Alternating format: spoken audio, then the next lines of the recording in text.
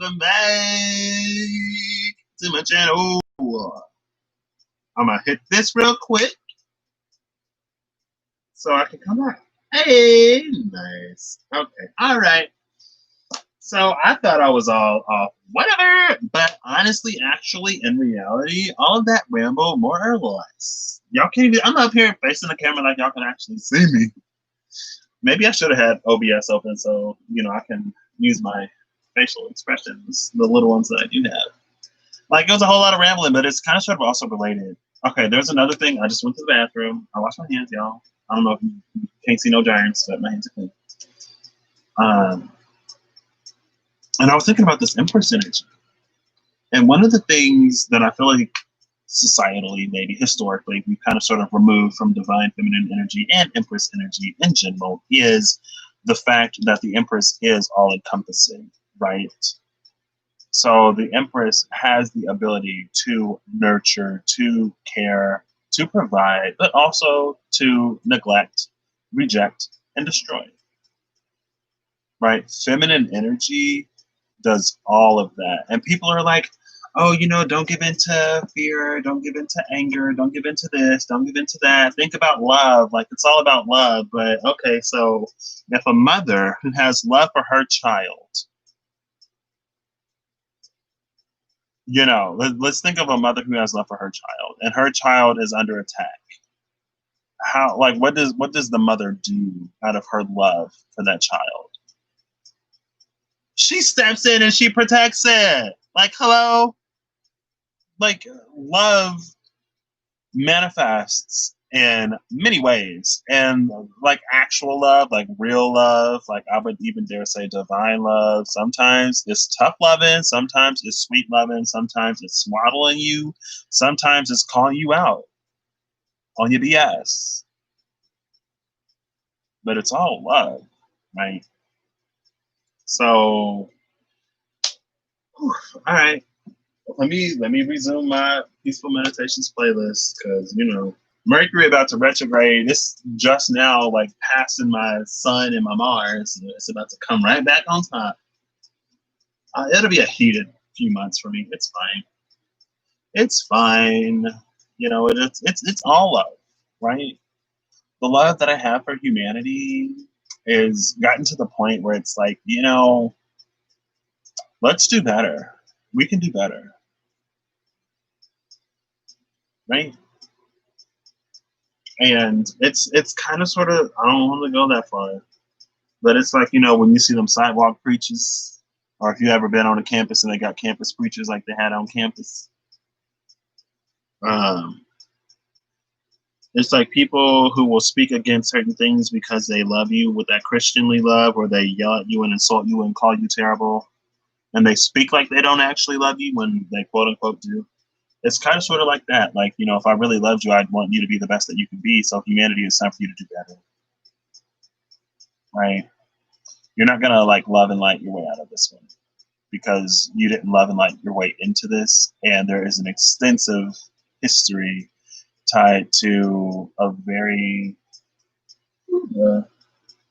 girl, there's an extensive history that has lots and lots and lots of energetic ties that run beneath so many different systems on the planet right now. I will say nearly every country. Because racism, as far as like black versus white or white versus other minorities, honestly. Because if you ain't black and if you some shade, like, there are some minority groups that get it less.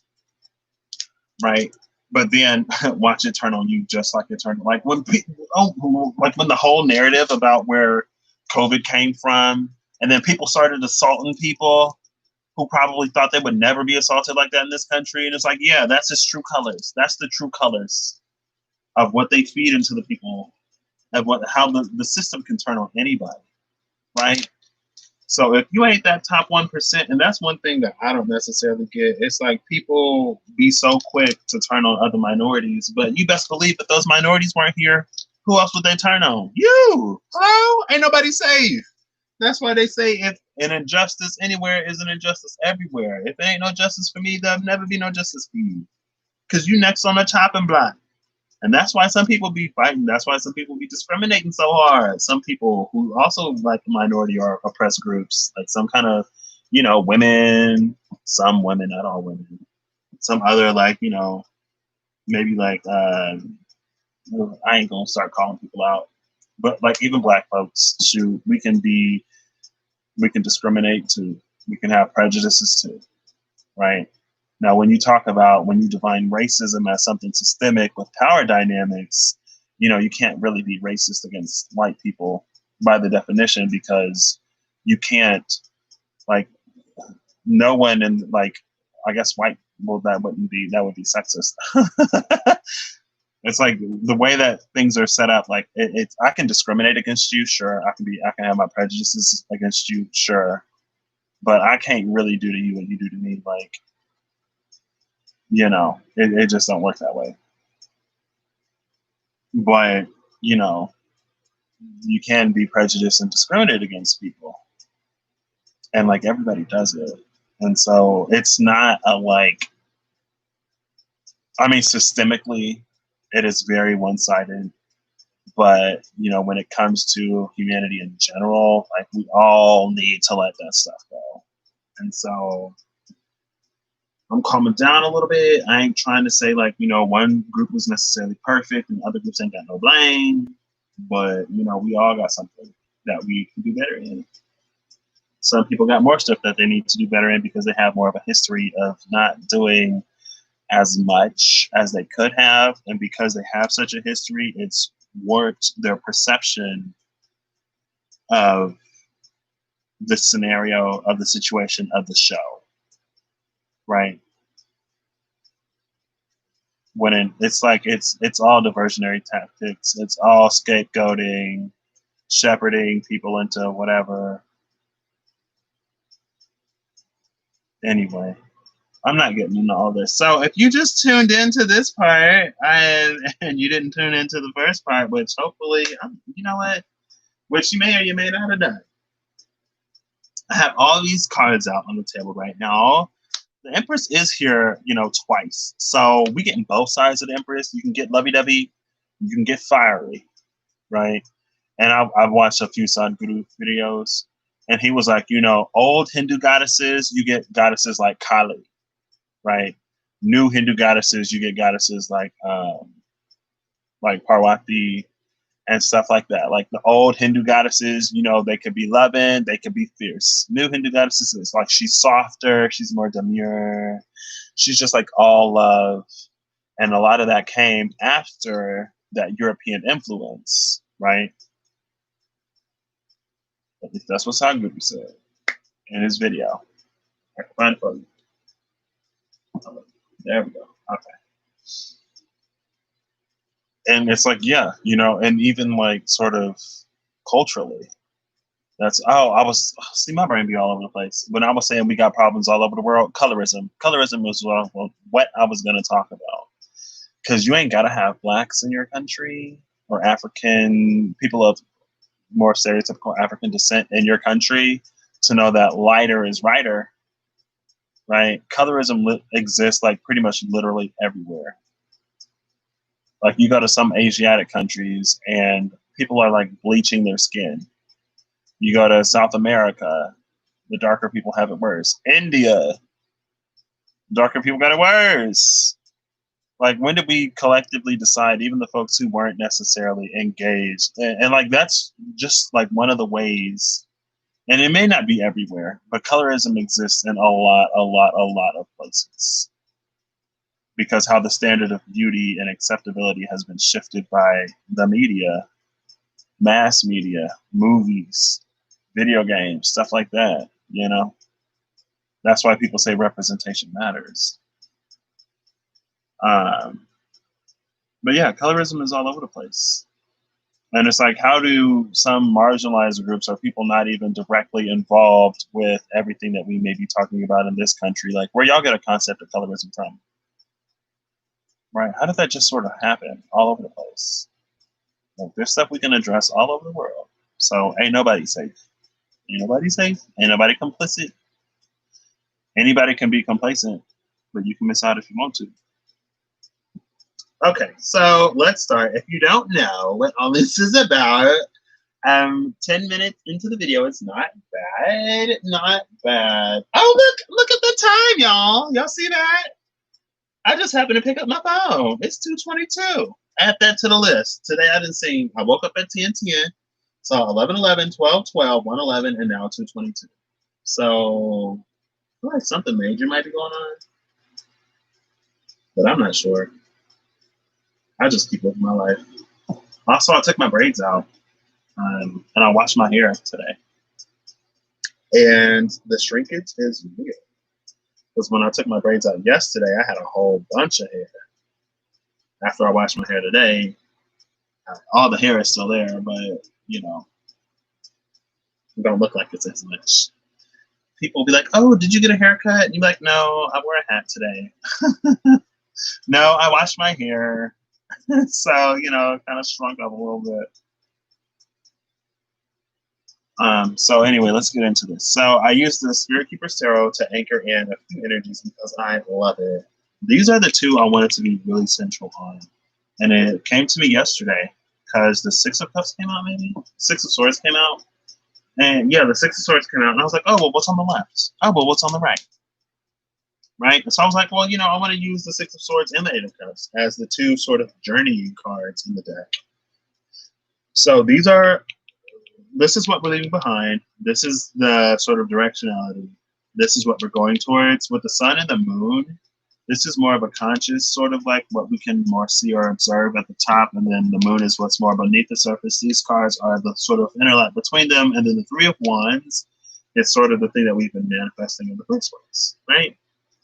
And so it's kind of like a spread that I did without needing to write down what every meaning was, right?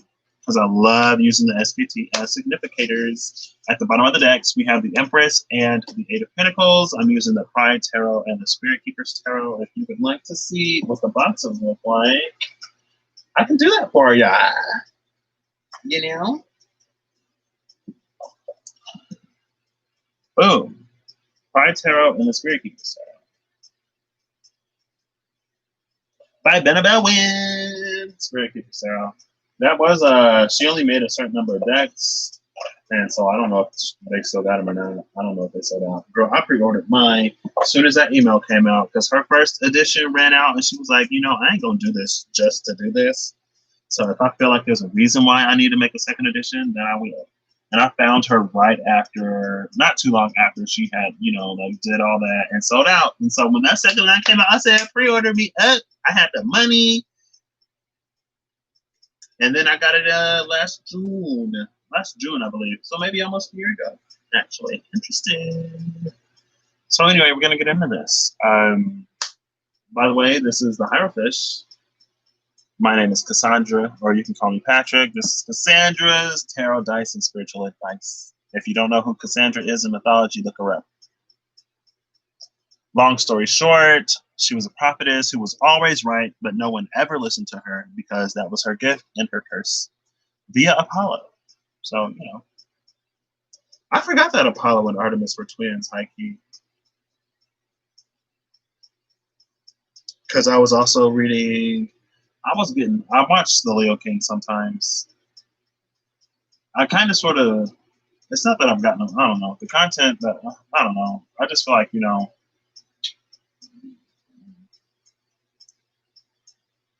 I feel like a lot of collective stuff isn't necessarily for me right now, I guess. I don't know. You know, they say take it as it resonates. Maybe I just don't see how it resonates, but none of it really feels like it resonates. But the astrology, I'm interested in how other people are interpreting the astrology. And he was talking about Saturn being an Aquarius. Saturn is Kronos. Aquarius is the house of Uranus. Uranus was the father. Saturn was the son, and then the son of Saturn is Jupiter, right? Zeus, Cronus, and Uranus, and how Cronus killed or did stuff to Uranus, and then Zeus turned around and did stuff to Cronus, and I guess they're all immortal, so ain't nobody die. But I was looking at the mythology, because he brought up the mythology, and I was like, Rhea, because it was Cronus and Rhea, and then Zeus and Gaia, I believe. I think I said it backwards. I said Uranus and Gaia, and then Zeus and Rhea. I think it's Uranus and Rhea, Zeus and Gaia. Hold up. Cronus and Gaia, Uranus and Rhea. Yeah. Cronus and Gaia, Uranus and Rhea. Or Rhea was the mama, or I don't know. What was, yeah, I think Gaia was the Titan. Yeah. So Uranus and Rhea had the Titans.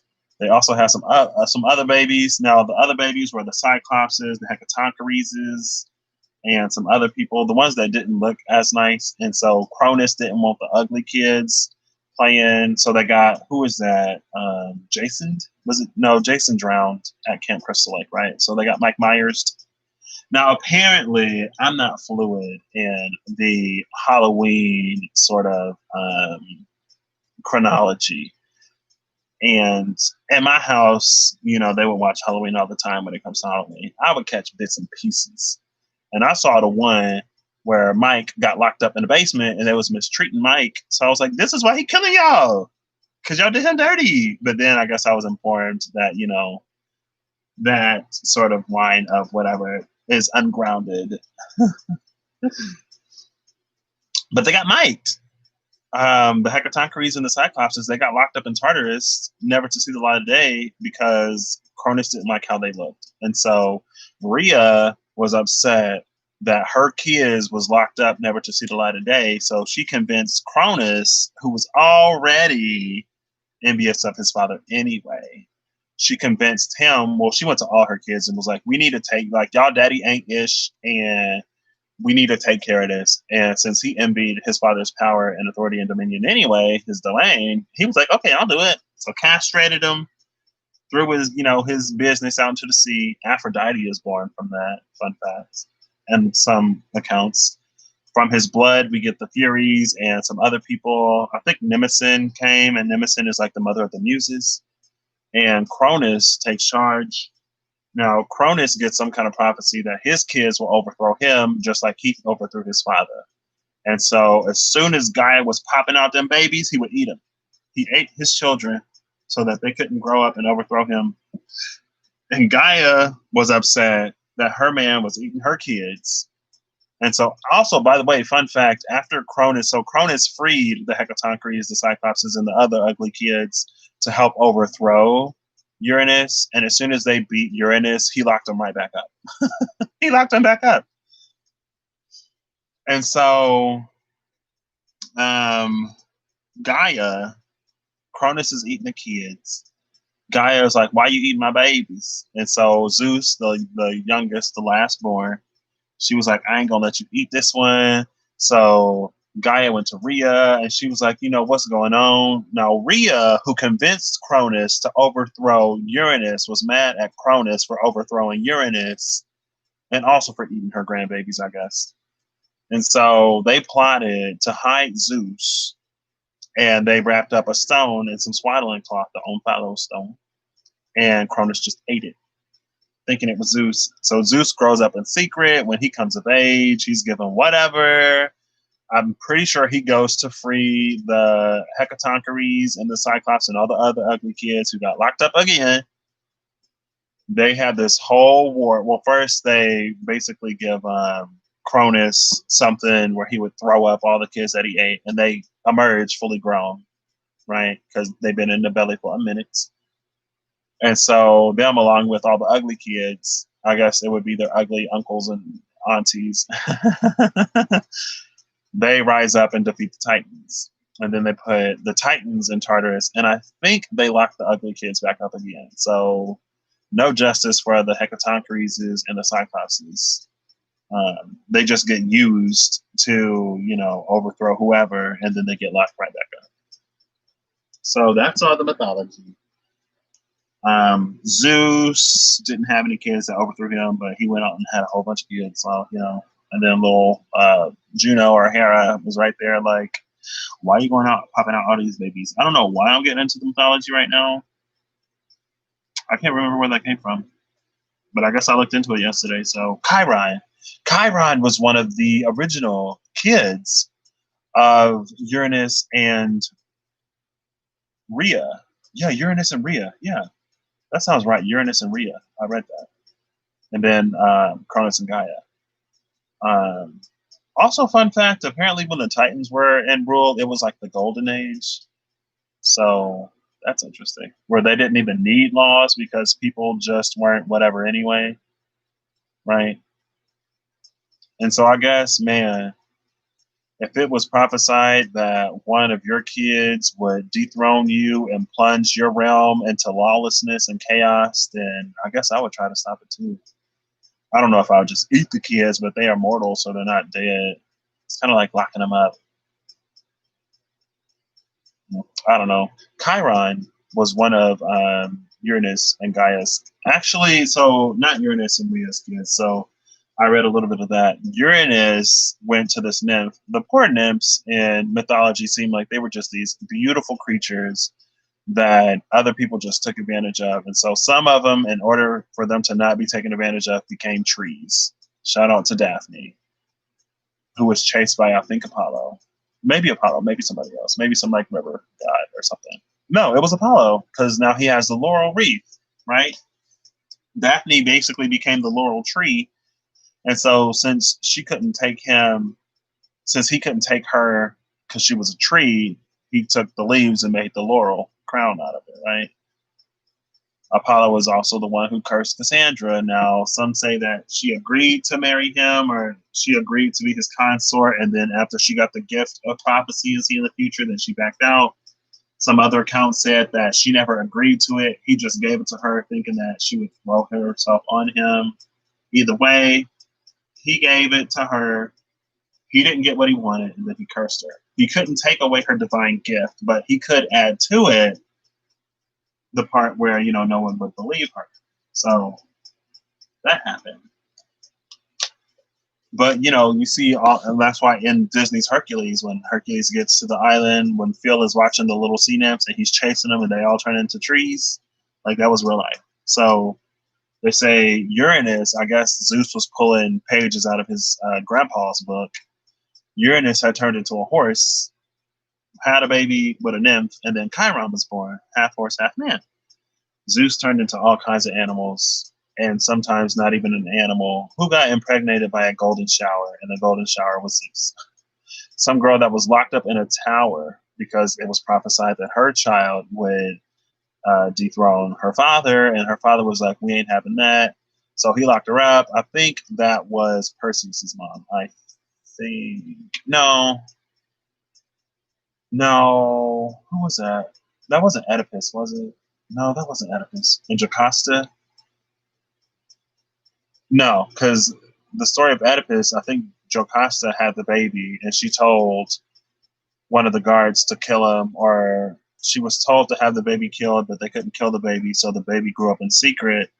And then Oedipus ended up killing his father and marrying his mother, had kids with his mother, not knowing that that was his mother. And then after he found out that Jocasta was his mom, he like plucked his eyes out and he went mad. And it was a cursed line of kids that fought each other. It was kind of sad. Um, but somebody, it was the dude with the discus. They was playing with the discus and he hit his daddy in the head and it killed him. It's a theme, apparently, patricide. So anyway, somebody was locked up in a tower. Zeus turned into a golden shower and impregnated her. And they like, you in a tower, how you get pregnant? She's like, it's Zeus. He done impregnated me. Leda, a swan, like Zeus came to her in the form of a swan and took her, and then she had a baby. Was it Yo? Or who was the bull? Zeus came in the form of a bull and took somebody else. I'm like, oh my gosh. So anyway, Chiron, daddy is Uranus. So Chiron is, I guess, Zeus's uncle. Anyway,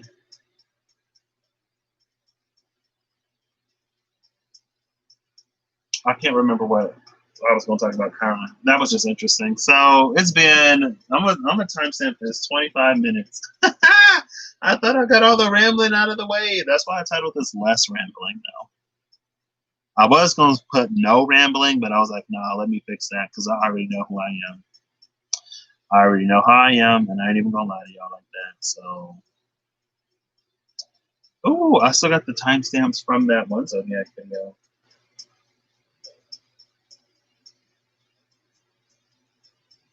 I'll say start.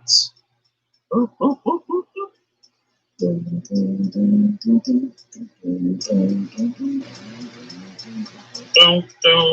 Oh crap! Can I undo? Can I undo? Oh, what is this? Man, I think I just effed up my Amazon wish list link, but it's fine. I can always recopy and paste it. I wish I could undo it. I think it's these two. I can always look at another video and see. Yeah, because these are all capitalized and R and T. Okay, starts at about 25.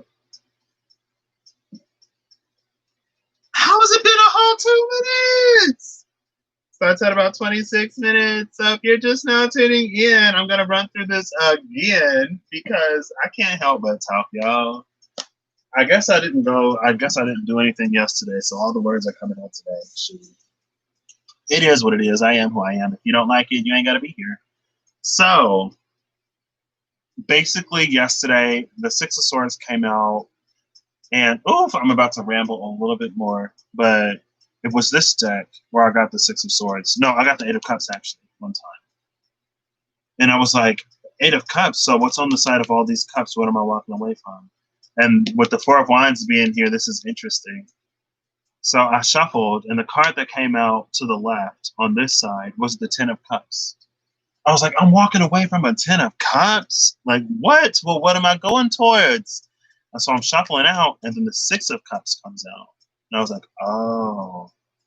And this was about the time when I was like getting over one person, realizing and understanding that, basically it was just like, I am very compatible with this person and I could be really, really happy with this person, but I also recognize that that's not the person for me.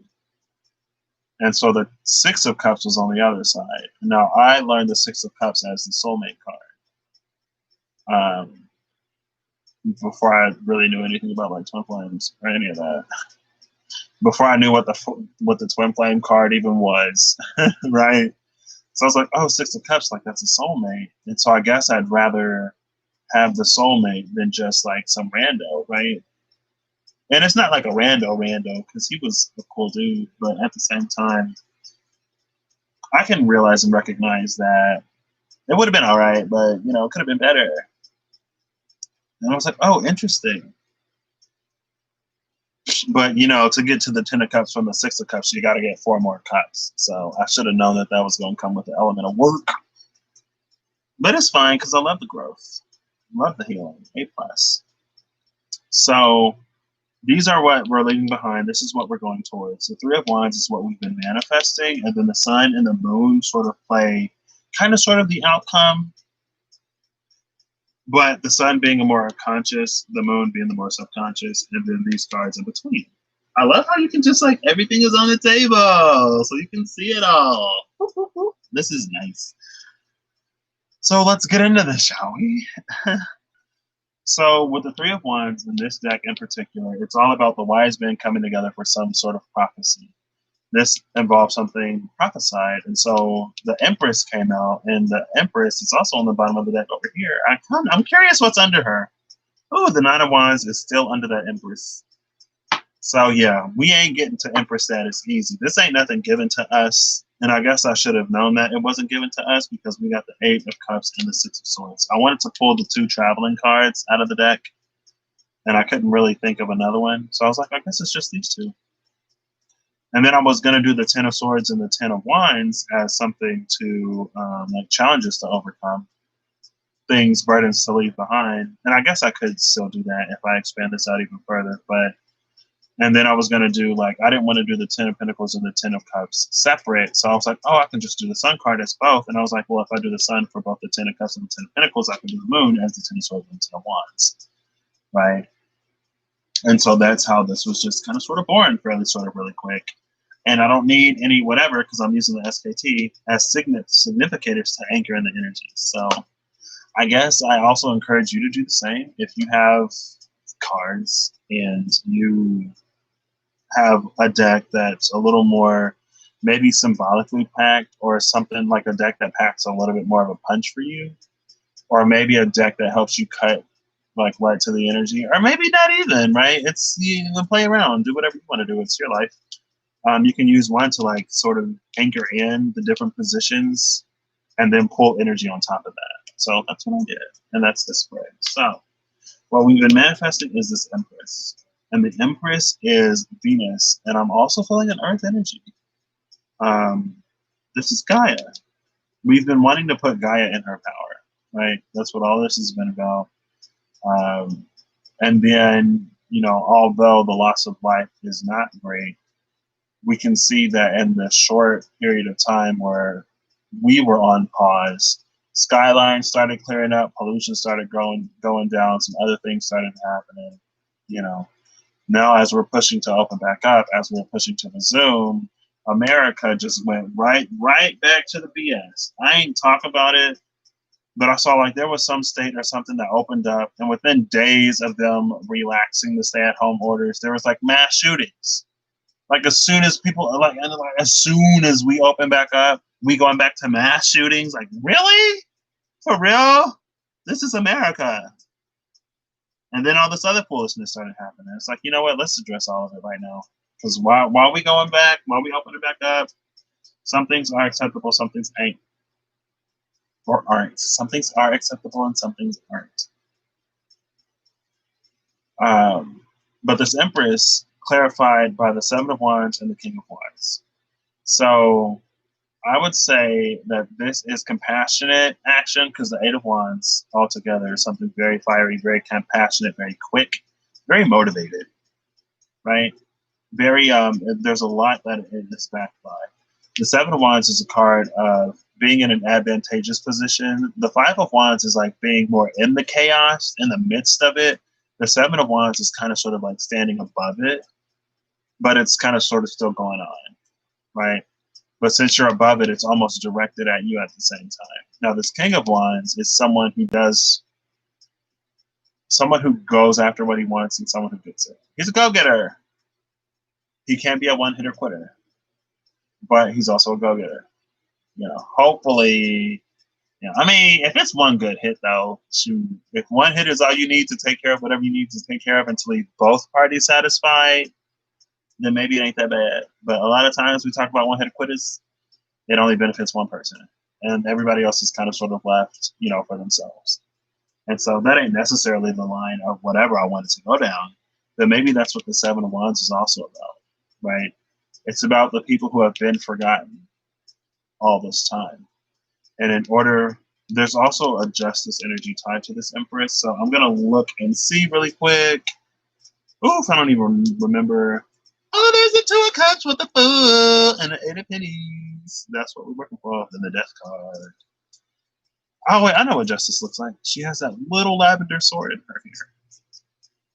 It would be so funny if Justice is actually already on the table. There's the Eight of Wands. It's Frida Kahlo in this deck. Frida. Oh, with that Ten of Cups right behind the Eight of Wands. I love that. There's the title card. I include all the title cards in my decks that have title cards as the Mind Your Business card, as the Live Your Life and Find Out card, as the Wait and See card. I love doing that. Sometimes they actually come out. So I abide by it. And here's Justice right here.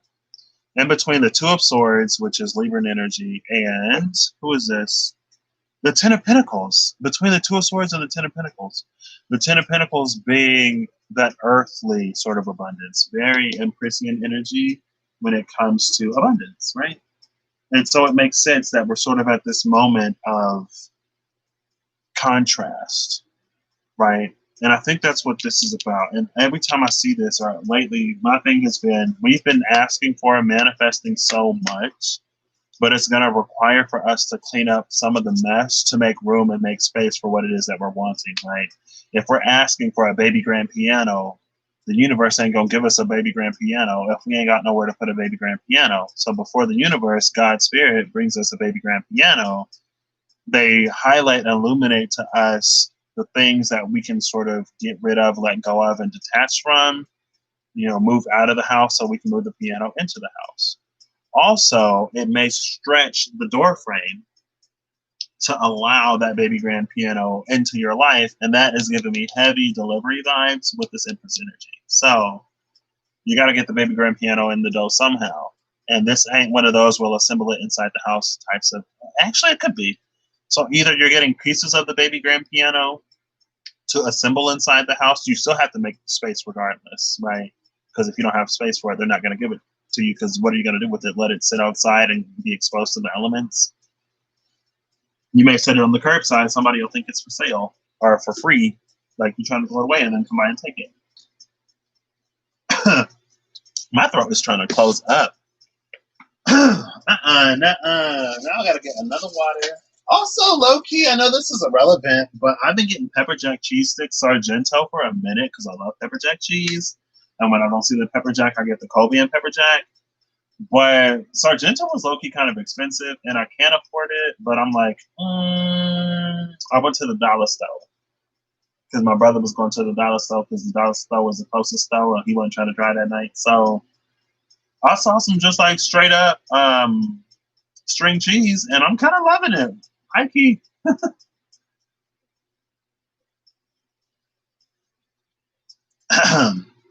Excuse me. See,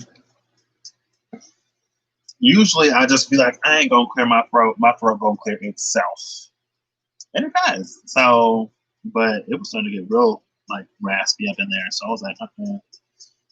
Feels like this dry spot at the back of my throat. Ain't got no water in that dry spot, but it's water all around it. What was I talking about? Y'all get lost. I'm sorry. Birthing. So some of it is like you got to clear the space regardless, but some of them baby grands are coming in piece by piece. Some of them you have to stretch the door frame to get the piano to fit, and it may not bounce back like it used to. Excuse me, but it may not be for it to bounce back either. Because stretching the door frame to allow this piano in may be the beginning of rebuilding the house around it.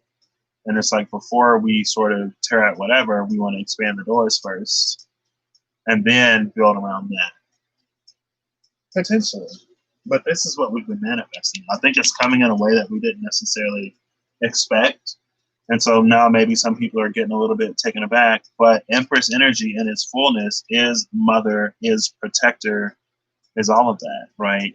If we talk about creative energy, sustaining energy, and destructive energy, feminine energy is all of that in its entirety. It's all sides. People are like, we should act out of love. Well, I can't remember if it was this video or the last video, but it was before the timestamp regardless.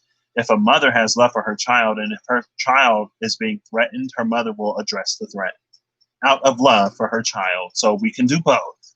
We can address the threat and have love. We can do both. Right? Divine feminine energy, she does it all. It's masculine energy that more so plays the role of, like, in the Hindu pantheon, you have Brahma, Vishnu, and Shiva, right? You have the creator, the sustainer, and the destroyer. And some other pantheons, you kind of see, especially in more recent pantheons, you kind of sort of see these, like, very, very specialized, like, male energies, but then a more general female energy. Now, if you look at some of the more sort of like Eurocentric pantheons, I feel like you get a lot of nurturing, caring, and I guess that's more like, Juno / Hera, Demeter / Ceres, Venus, Aphrodite. But then I guess you get like a Minerva, Pallas Athena, who's like, she's a goddess of like war. Bellona, another goddess of war, but the war that they sort of look over is more strategic. It's less like Mars Aries war and more necessary, right? Fun fact, Pallas is also heading back. Pallas is like, let me pull up my phone. But Pallas is also going back to all of this, Pluto sort of nodal suck in, like everything is happening around Pluto and Capricorn. Pallas is actually going to meet up, and Pallas is the goddess of good war. Athena, Minerva, good war, strategy. She's the owl, right? Wisdom, insight, intellect, stuff like that. and she's joining the party. So like it's not without reason and it's not without cause and without purpose. And we can probably do it better by not ignoring it. Because if we ignore it now, it'll just come back even worse. And no one wants that. Venus is 7 degrees Gemini. The sun is 23 degrees. Venus then went all the way back. Mercury is 14 degrees Cancer. So that conjunction with my Mars is getting real loose. It's getting real loose, real loose. Y'all see that? Can you see that? So you see Pallas is like 20, what that say? 28 degrees. Oh, hold up, no. Pallas is 28 degrees Capricorn. Jupiter is 25 degrees Capricorn. Pluto is 24 degrees Capricorn. There's like, what is that? 38 minutes? No, 22. Hold up, wait. No. There's a degree in 22 minutes. Yeah, like 1 degree, 22 minutes between Jupiter and Pluto right now. So Jupiter is getting really close to Pluto. Saturn is still a whole degree in Aquarius. But you have Pallas that is also joining the party. So there is an element of strategy here. There is an element of necessity here, right? That we need to address the things that are coming up. My throat is trying to close up again. I'm just ignoring it. The moon is 29 degrees Pisces, so moon almost in Aries. Well, see, there I go. Mars has officially passed Neptune. And Icarus is retrograde again in Pisces.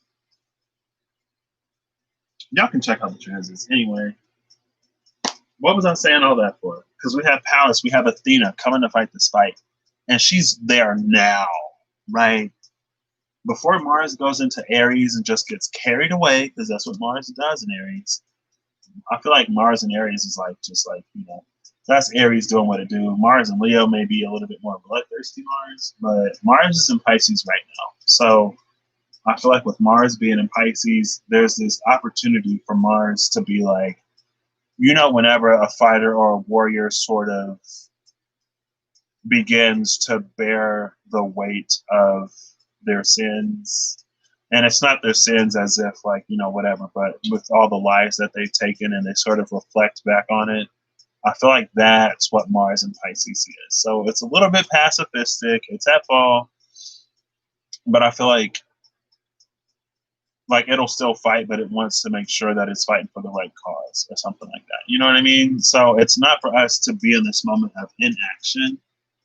A lot of astrologers say, not a lot, but I've seen a few of them say that, you know, Mars and Pisces is like, you know, we're fighting for an illusion, we're fighting this and we're fighting that, but I got a lot of Pisces in my chart.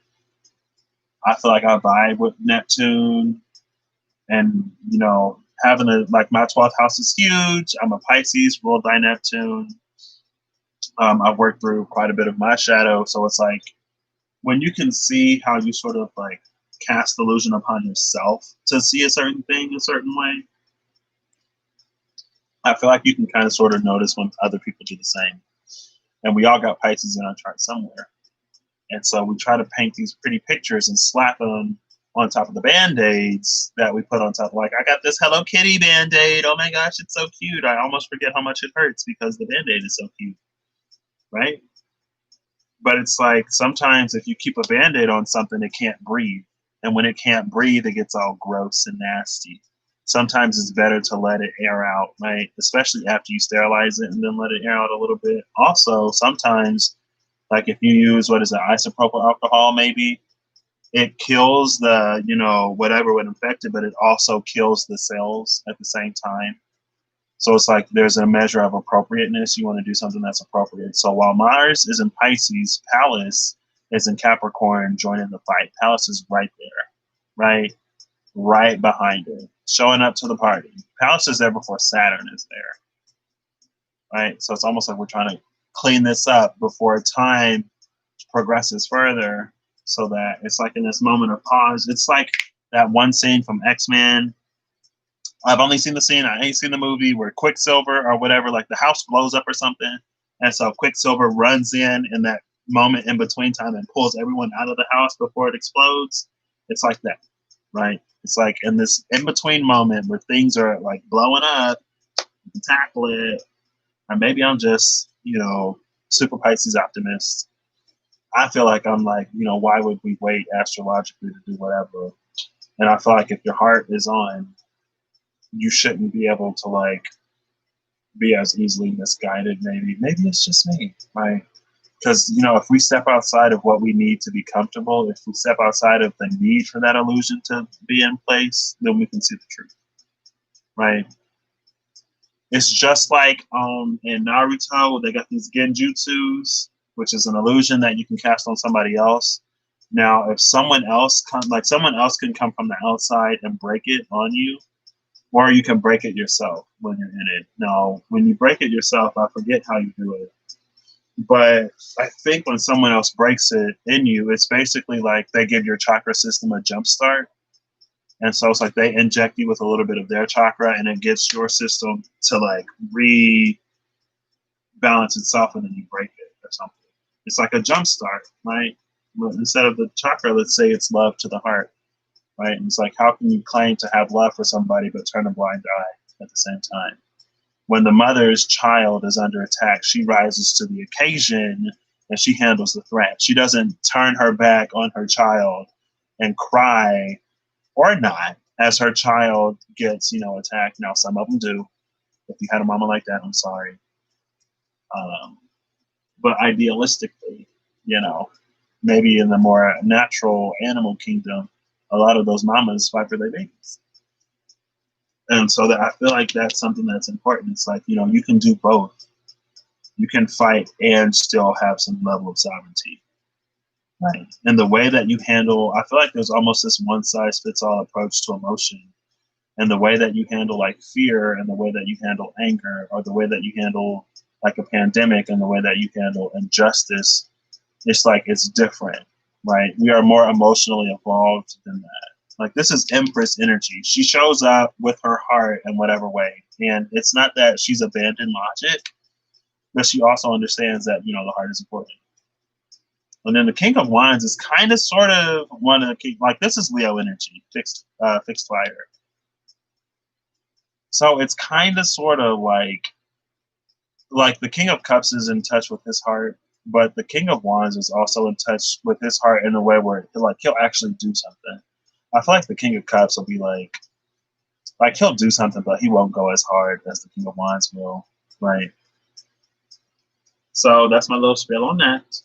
So when it comes to the Six of Swords, mentally, what we're leaving behind is this mentality. Now, if we go off of I feel like I've been saying the same thing over and over and over and over and over. So on a more collective level, this is us leaving our comfort. This is us putting our privilege behind us individually, right? Or mentally, like this is us stepping away from, I don't need anybody else. I'm an island. I'm fine on my own type of energy to go towards something else. Because whatever we're moving forward with, we can't be so wrapped up in our own comfort, in our own reality, in our own self-isolated realm that we neglect everything outside of us. Because the Empress shows up for her empire, right? Like there's a difference between the Empress and the Nine of Pentacles. Like the Empress has a whole empire, like not even the Queen of Pentacles. She has like not even a kingdom, a whole empire of people to show up for. She has a whole empire of babies that she mothers, and she cares for all of them, right? Not just for herself, right? This ain't the selfish mama. This ain't your selfish mama. This ain't your manipulative mama. This ain't your whatever mama. This is a mama who actually loves you and shows you that she loves you with her words and her actions, right? No, this ain't no mama that'll like show you that she love you to manipulate you. Like, I love you when you do this and I love you when you do that, but not if you do this, that, or the other thing. That ain't love. Or it's conditional. So we're talking about more of an unconditional love, and unconditional love is less selfish. Now, it's not completely selfless to the point where we, dip and slip into martyr energy, but it is less selfish, more selfless. And we're going to the Page of Cups. I love. Oh, look, it almost on the floor. We go into this Page of Cups, and I love it. This is the Page 2.0. It's not about you anymore, but it's how you can show up in ways that actually reflect that love in the world. And I love this. So we're sailing towards the Page of Cups, and we're walking towards this Four of Wands up here. Love that energy. Love it so much. Okay, that one was a little rough. You know, my nose is trying to start to close up, my throat trying to start to close up, but I'm gonna get this out. Shoot, I love this because this is what we're going towards. And like I said in the last video, like South Node Jupiter or South Node Sagittarius, I don't like it. Oh, I don't like it because it feels so unintentionally deceptive. But that's just the expansive nature of Jupiter. Like I said in the last video, Jupiter is a planet of expansion. Mercury is the tiniest, fastest planet in our solar system. And then you got big old misty Jupiter. Okay, Neptune is more misty. But Jupiter ruled Pisces too, right? So let's not forget that Jupiter just got just as much of a role when it comes to this Piscean energy. And a Sagittarius can be lost too when they get too far into their own philosophy. And when you start thinking of how the world should be and how the world should be governed instead of what's actually happening, you're lost in Jupiter. You can be lost in Neptune. You can be lost on Jupiter. They're both big, right? Neptune is just a little more hazy, a little harder to see, but Jupiter will have you walk right off the edge of the world with its expansion. And so my thing is like, you know, I feel like we run this risk of thinking that we're moving, thinking that we're doing a lot, but we're still on Jupiter because it's so big. You're still in the South Node. How do you get off the South Node? I mean, Mercury is in Cancer right now, and, you know, it's about to retrograde in Cancer. When we had Cancer North Node, we had water sign Mercury retrogrades last year. Now we're going into Gemini North Node, and we still have water sign Mercury retrogrades, Pisces, Cancer, Scorpio this year. Next year, it goes into air signs, I believe. And we start with Aquarius, I believe. Don't quote me. And that'll be the second half of the Gemini North Node, right? Roughly. Well, yeah, it'll be the next part of it. Next year, it'll be in air signs. And then the North Node will shift into Taurus. And so there's still this emphasis and still this focus on water right now. And like you should be able to feel it. And I feel like when it comes to the higher mind and the higher heart, to the lower mind and to the lower heart, it may seem more irrational or more emotion driven. But I feel like when you get into the higher mind and the higher heart, it's more logical than that. Like compassion is like unconditional love in my mind is an extremely logical emotion. Because it's unconditional, the conditions don't matter. When you start to put conditions on it, that's when it becomes more subject to how you're feeling in the moment, right? And so it's a choice that you can kind of sort of always make, regardless. Yeah, it may be harder to see it because it's so maybe comparatively small to everything that you've already experienced, and maybe comparatively fleeting to, you know, how long you've been in whatever you've been in. But like we can, like, what is this? What is all of this for if ain't nobody connecting to their heart and acting from the heart? If you just run away and shut the door every time something happens that you don't like, I guess I've only done my journey, and I'm like fairly new, so I'm up here thinking that the people who claim to have been doing it for however long, like when an emotion arises or a situation arises, instead of running from it, like we face it, because if you run from it, the night gets darker. If you face it, like, let's look at the stars in the night sky, right? There's infinitely more dark than there is light. There's infinitely more space than there is matter. But, you know, the matter is still there. The light is still there. We can focus on that. It's like doing both. The Empress, feminine energy, can do both, love and protect at the same time. The Empress will protect because of love. And the Empress will also love because it's duty to protect.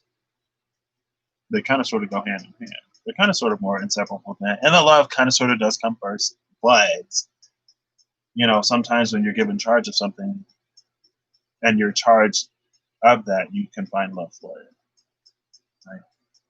Now, emotionally, we got all this stuff we're walking away from. We got 4 cards here. We got 4 cards here. You may be seeing 44, lots of 4s, or 444. We got the Hangman, which is Neptunian energy. We got the 5 of Wands, which is all of that conflict. I was like, you can be 5 of Wands in the mess or 7 of Wands, kind of sort of above it.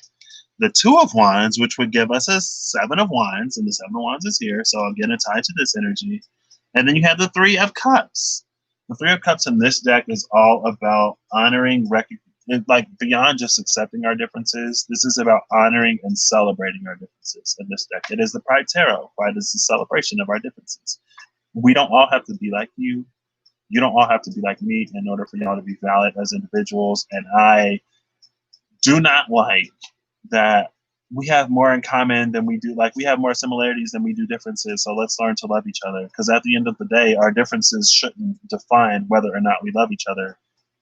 Because that's just reinforcing conditional love. And you can see historically what happens when we reinforce conditional love, right?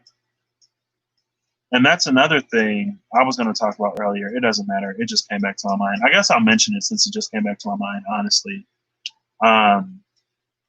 Because I was talking about how yesterday and on the 19th, there are these sort of political statements that, the dude is having on these very intentional days.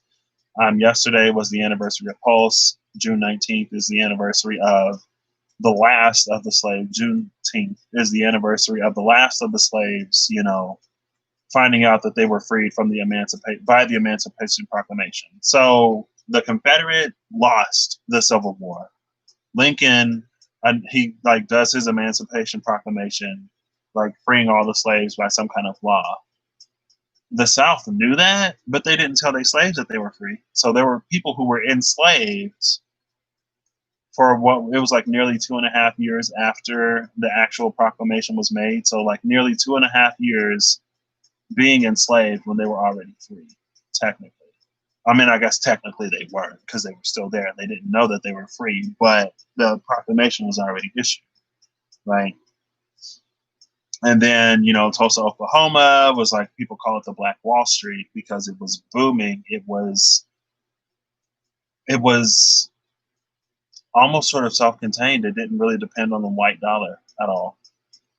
And the powers that, or the people who were in power at the time didn't like that because the whole game is about, establishing themselves as above and superior to other people.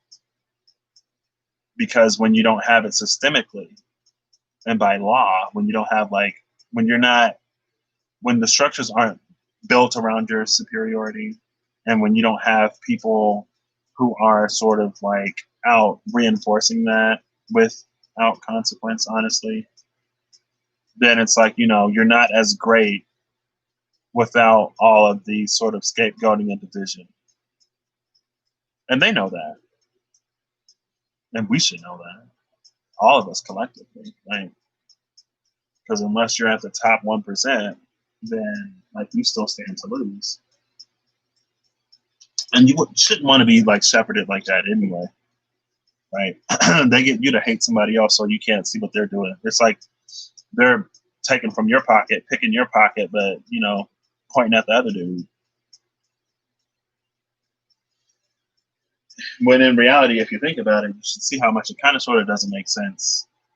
But again, I'm not going to get into all that. So on the anniversary of Pulse, he had the one speech yesterday where a lot of the trans sort of healthcare rights that Obama put into place, protections for some trans folks when it comes to the healthcare and medical field, he aimed to get rid of on the anniversary of Pulse, which was the shooting at the gay club in, I think it was Orlando, 4 years ago. So much has happened and happening that it's kind of sort of hard to keep track of and not mix up the stories and the names. And that's a shame. But I'm pretty sure it was in Orlando. It was and it was like one of the minority nights when it happened too. I think it was like Latin night or something like that when the shooting actually happened. And so it was like not only attack against the LGBTQ plus community, but also an attack on that, minority group, sort of as a whole and as a subset of that community at the same time. And some people on Twitter were like, people are marching for Black Lives Matter, but who's going to march for us? And people forget that like intersectionality is a thing. Like I am both in the LGBTQ plus community and Black. So I would be just as upset both ways. Most of the trans people who get attacked in this country, for which there is no justice, are like trans people of color, specifically trans women of color. So like, and I guess more or less specifically like Black trans women, but trans women of color get it all over. And so it's like the community most affected or the most vulnerable part of that community are out there marching already right now. And they're marching for both right now. So I feel like there's this ability to hold both, right? That we need to really come into. It's not an either or. It's not like pick your cause and reject and neglect the rest. It's like we can stand up for all of them. And it's almost our responsibility to stand up for all of them. Now we can focus on the one that's most at the forefront now, but at the same time, it's equally as important for us to sort of march for all of it. And so that's why I love when people are like, Black gay lives matter, Black trans lives matter, Black poor lives matter, Black uneducated lives matter. Now the poor lives and the uneducated lives or less educated lives ain't necessarily on the posters. But, you see Black gay lives, Black lesbian lives, Black trans lives, Black bi lives, like all those lives matter too, right? And that's a call to the Black community as well as the LGBTQ community, as well as the majority in general, because there's discrimination within discrimination, division within division, because if any group comes to a sort of unity and unison, it threatens the whole system. And so my throat is really trying to, And so it's important either way, or both ways, right? And we can find space for both. So mentally, we're walking away from this me against the world. Oh my gosh, why is this getting so difficult? I can't talk.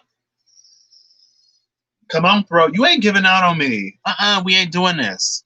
Mentally, we're walking away from this like island mentality, this me against the world, this like I need everyone else to do bad so I can do good, or comparative worth instead of actual self-worth. This is comparative worth and isolationism that we're leaving behind to come to this moment where we're actually united as one. And like with the golden rule, it's like, treat others as you would prefer to be treated. So, if you, as someone who may be on the outside of this, were the person on center stage right now, would you want people to just bypass you and ignore you and look past you in favor for their own comfort and peace of mind? It's like, no, ain't nobody asking nobody to lose their mind. But you should be able to be uncomfortable and to be unsettled, to face your own reality as it actually is, and to move forward, especially if you call yourself a light worker or any kind of spiritual being for that matter. If you claim to have been on any kind of journey, I feel, and so again, I could be wrong, and I ain't trying to push my whatever on everybody necessarily. But it's like, how do you claim that? Like, if you call yourself a surgeon, you should know how to wield a scalpel, right? You should know how to hold a scalpel. You should know what all the tools are. If you're a famed surgeon, you should know how to do that, right? If you're a dentist, you should know the difference between a canine and, one of them flat teeth, one of the chewing teeth, one of the ripping teeth, like a crown, like, you should know all those dental whatevers, right? So it's like, if you call yourself a light worker, I feel like you should be able to handle this, because like, what have you been doing in your own personal life when things get uncomfortable? Where's your actual growth if you haven't really addressed any of this? Like, and it's not necessarily about credentials, but like, if you There are these titles. Oh my gosh, this is getting ridiculous.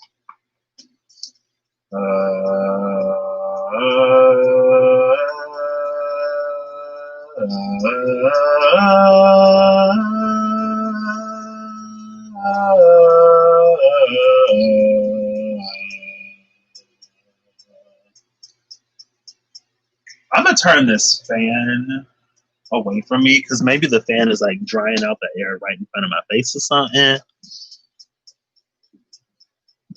But it's like what light are you actually working?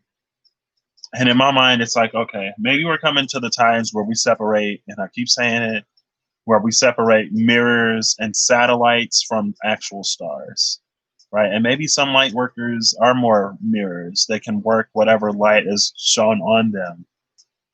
And some people can emanate. It's like, it's like if we're talking about Avatar: The Last Airbender, and we're not, but if we do, because I've been seeing lots of clips on Netflix now.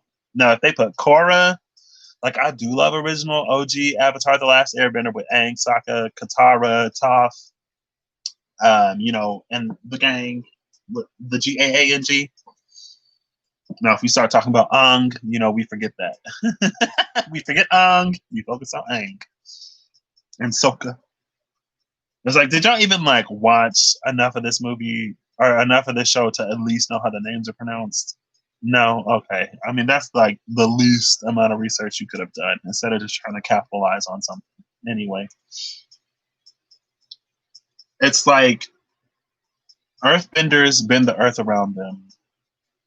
It's like being a firebender, right? Because waterbenders bend the water around them. The masters can bend the water in the air. Earthbenders bend the earth around them. The masters can bend purified earth and metals. Airbenders bend the air around them. The hardcore can bend the air in your lungs and suffocate you. That episode came right after they pulled the show off of the prime time. It was like, oh, we're going like now you got to watch Korra online. You can't watch it on TV no more. And then you see spoilers, Legend of Korra spoilers. So skip ahead like 5 to 10 seconds. Dude air bent the air out of somebody's lungs and suffocated her. I'm like, oh my gosh. I was like, oof. But like firebenders, it's like they firebended and the fire coming from within them. And it's kind of like that's sort of like the level of light work. Lightning benders is a special. They got lightning benders and lava benders. Okay, in spoilers.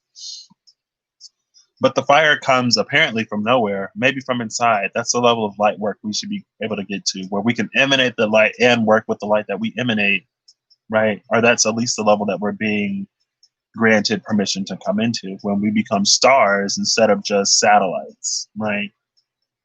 And so it's like, if you can't, maybe, I don't, that's just like, and like for all the people that call themselves starseeds, like being someone who's watched, I guess people talk about being starseeds and light workers. It's like, well, in the moment, especially if you're a star, if it's in the word, if you're a starseed, at least in my mind, it's like in the moment when things are darkest, you should be able to shine, right? In the moment where where the sun isn't out and where the moon ain't, when the moon is new and the sun is down because it's nighttime, you should be able to be a star in the sky if you're a light worker or a star seed or any other thing. Like for the people where it ain't just the title. So in my mind, maybe it's like you should be able to handle the darkness going on in the world right now, to observe it at the very least, to be able to observe it, transmute a little bit of transmute your part of it to reduce the energetic barrier, to reduce the severity of what needs to happen to clear up.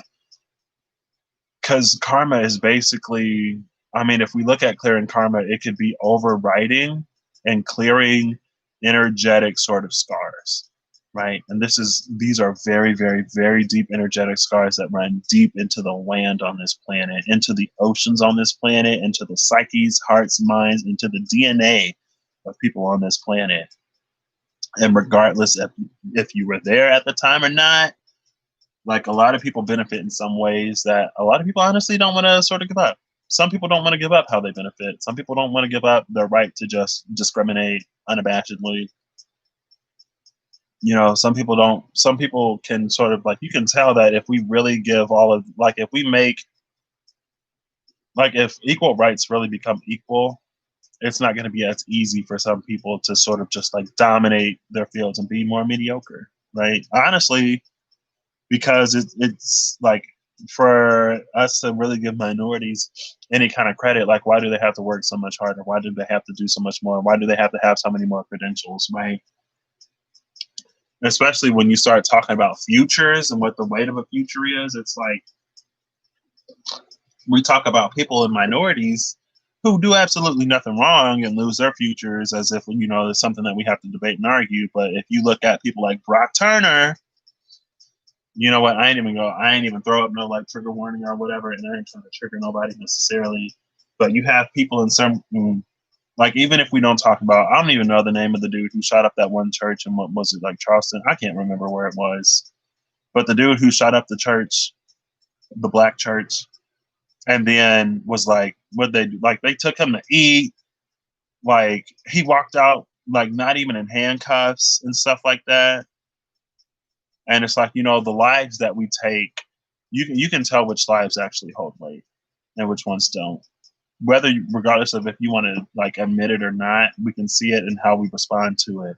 When you have people, someone not in a minority group, who will commit a crime or a heinous act, and then in court the defense will be like, you know, if he's punished for this, if he's held accountable, it will ruin his future. And so, to save the future of this person who would do something like this to somebody who's also in the majority group but less of the majority, because he committed something against her, right? Then we start getting the sexism, and when we start breaking down the inter sort of like inner community sort of striations, stratums, levels within certain communities, right? Because she was less protected than he was, and it's like, you know, what about his future? What about his dreams? This will follow him forever. It's like, okay, well, you know, we'll reduce the sentence because of his future.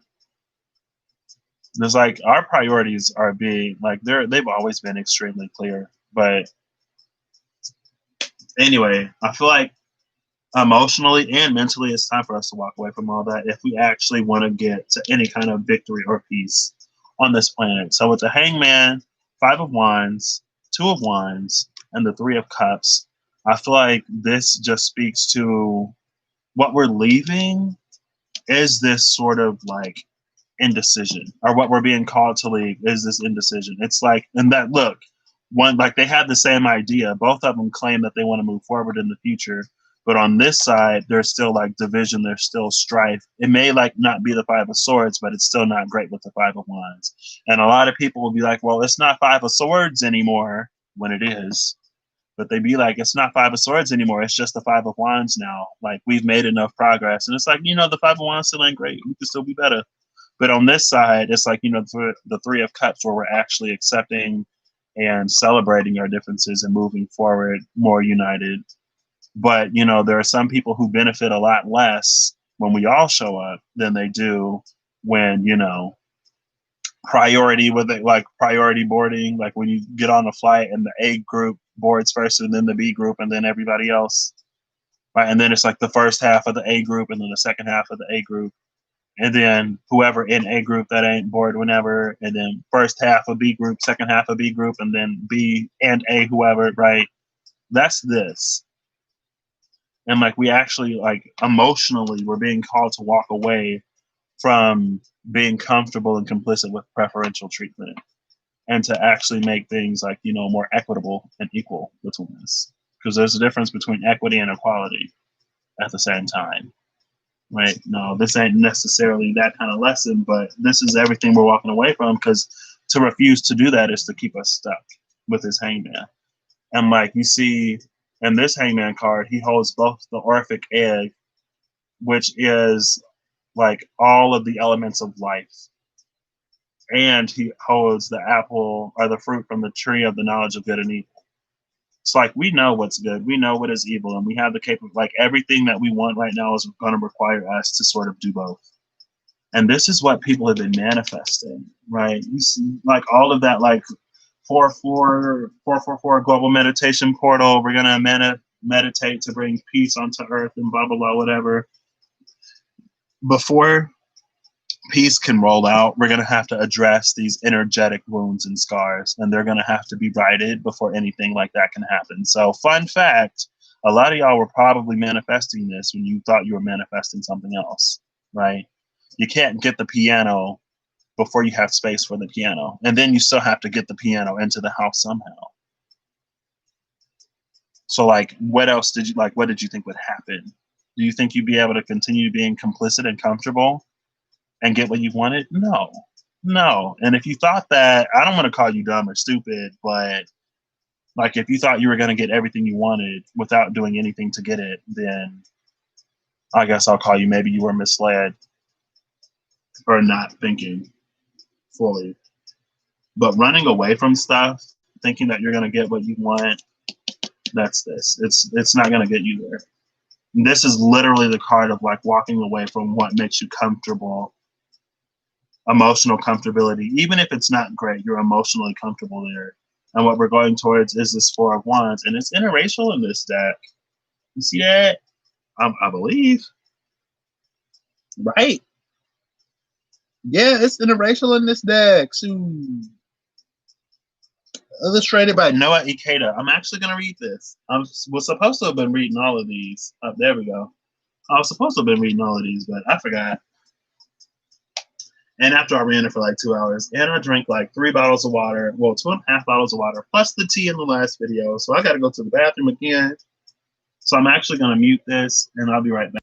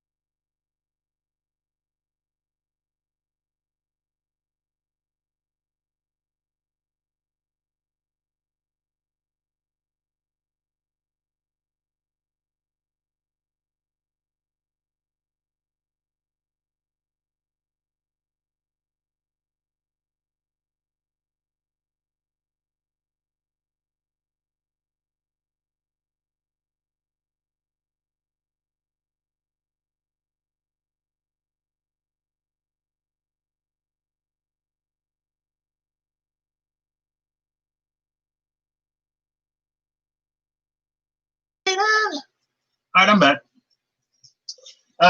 So no profound insight from the bathroom this time, just that one song. It's like, oh, I want to know. Is that Animal? What are you waiting for? Take a bite of my heart tonight. So yeah, and it's like, this is what we've been preparing for. We've been prepared to show up in the world. And it's like, in my mind, it's like, I guess, I don't know.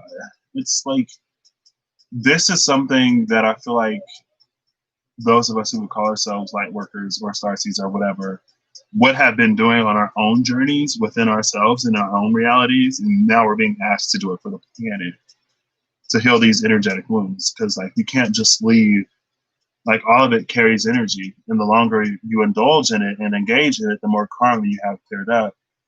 And it's like, I feel like by at least observing and being aware and not running from what's happening in the world right now, and transmuting within ourselves. And transmuting within ourselves can look as simple as like, sitting with the uncomfortable fact that, maybe I have benefited in some way from the systems at play. Or maybe, this whole time I've been led to believe that people were complaining for no reason. But now, like, through the footage that you see on social media, you can see the truth. And some of the media sites are beginning to show some of the truth.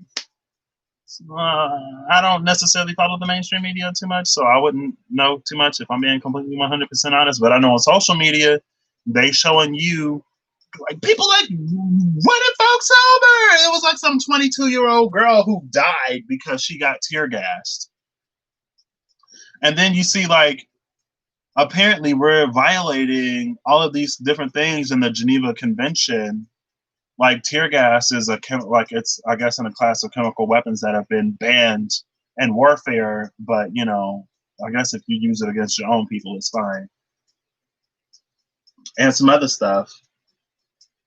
And it's like, so if you're the type of person who like your world is literally upside down right now because it's all in your face, and it's like you have to face that.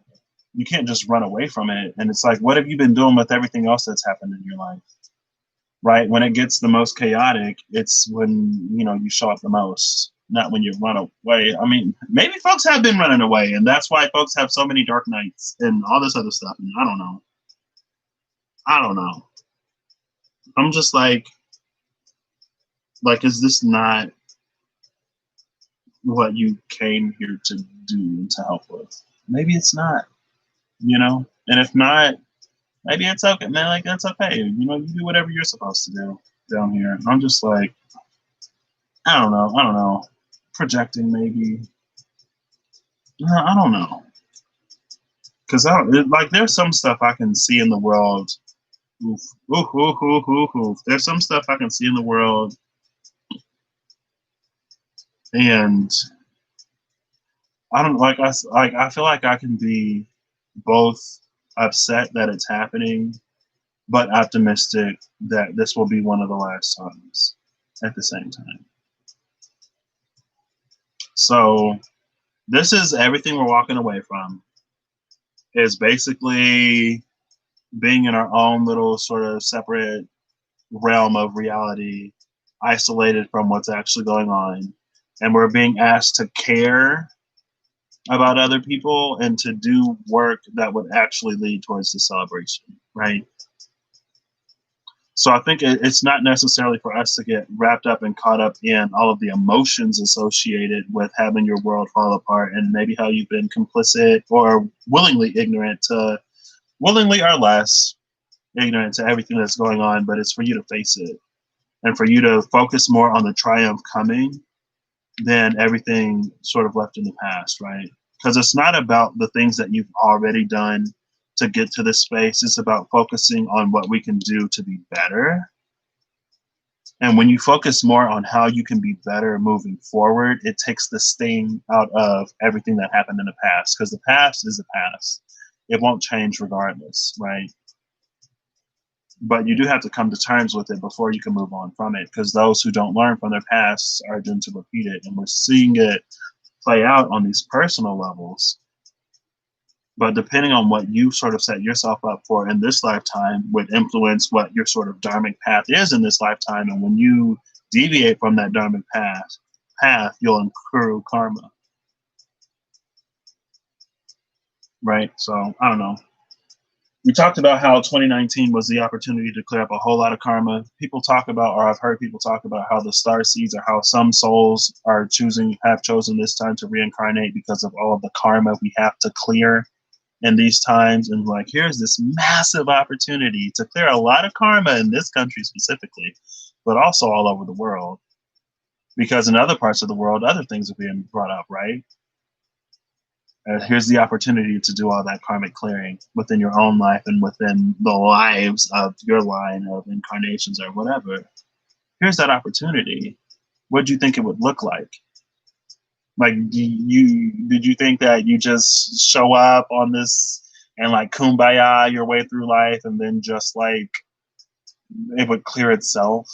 It's like, no, it didn't create itself, so it's probably not going to clear itself. It's going to require some sort of bravery, some sort of courage, right?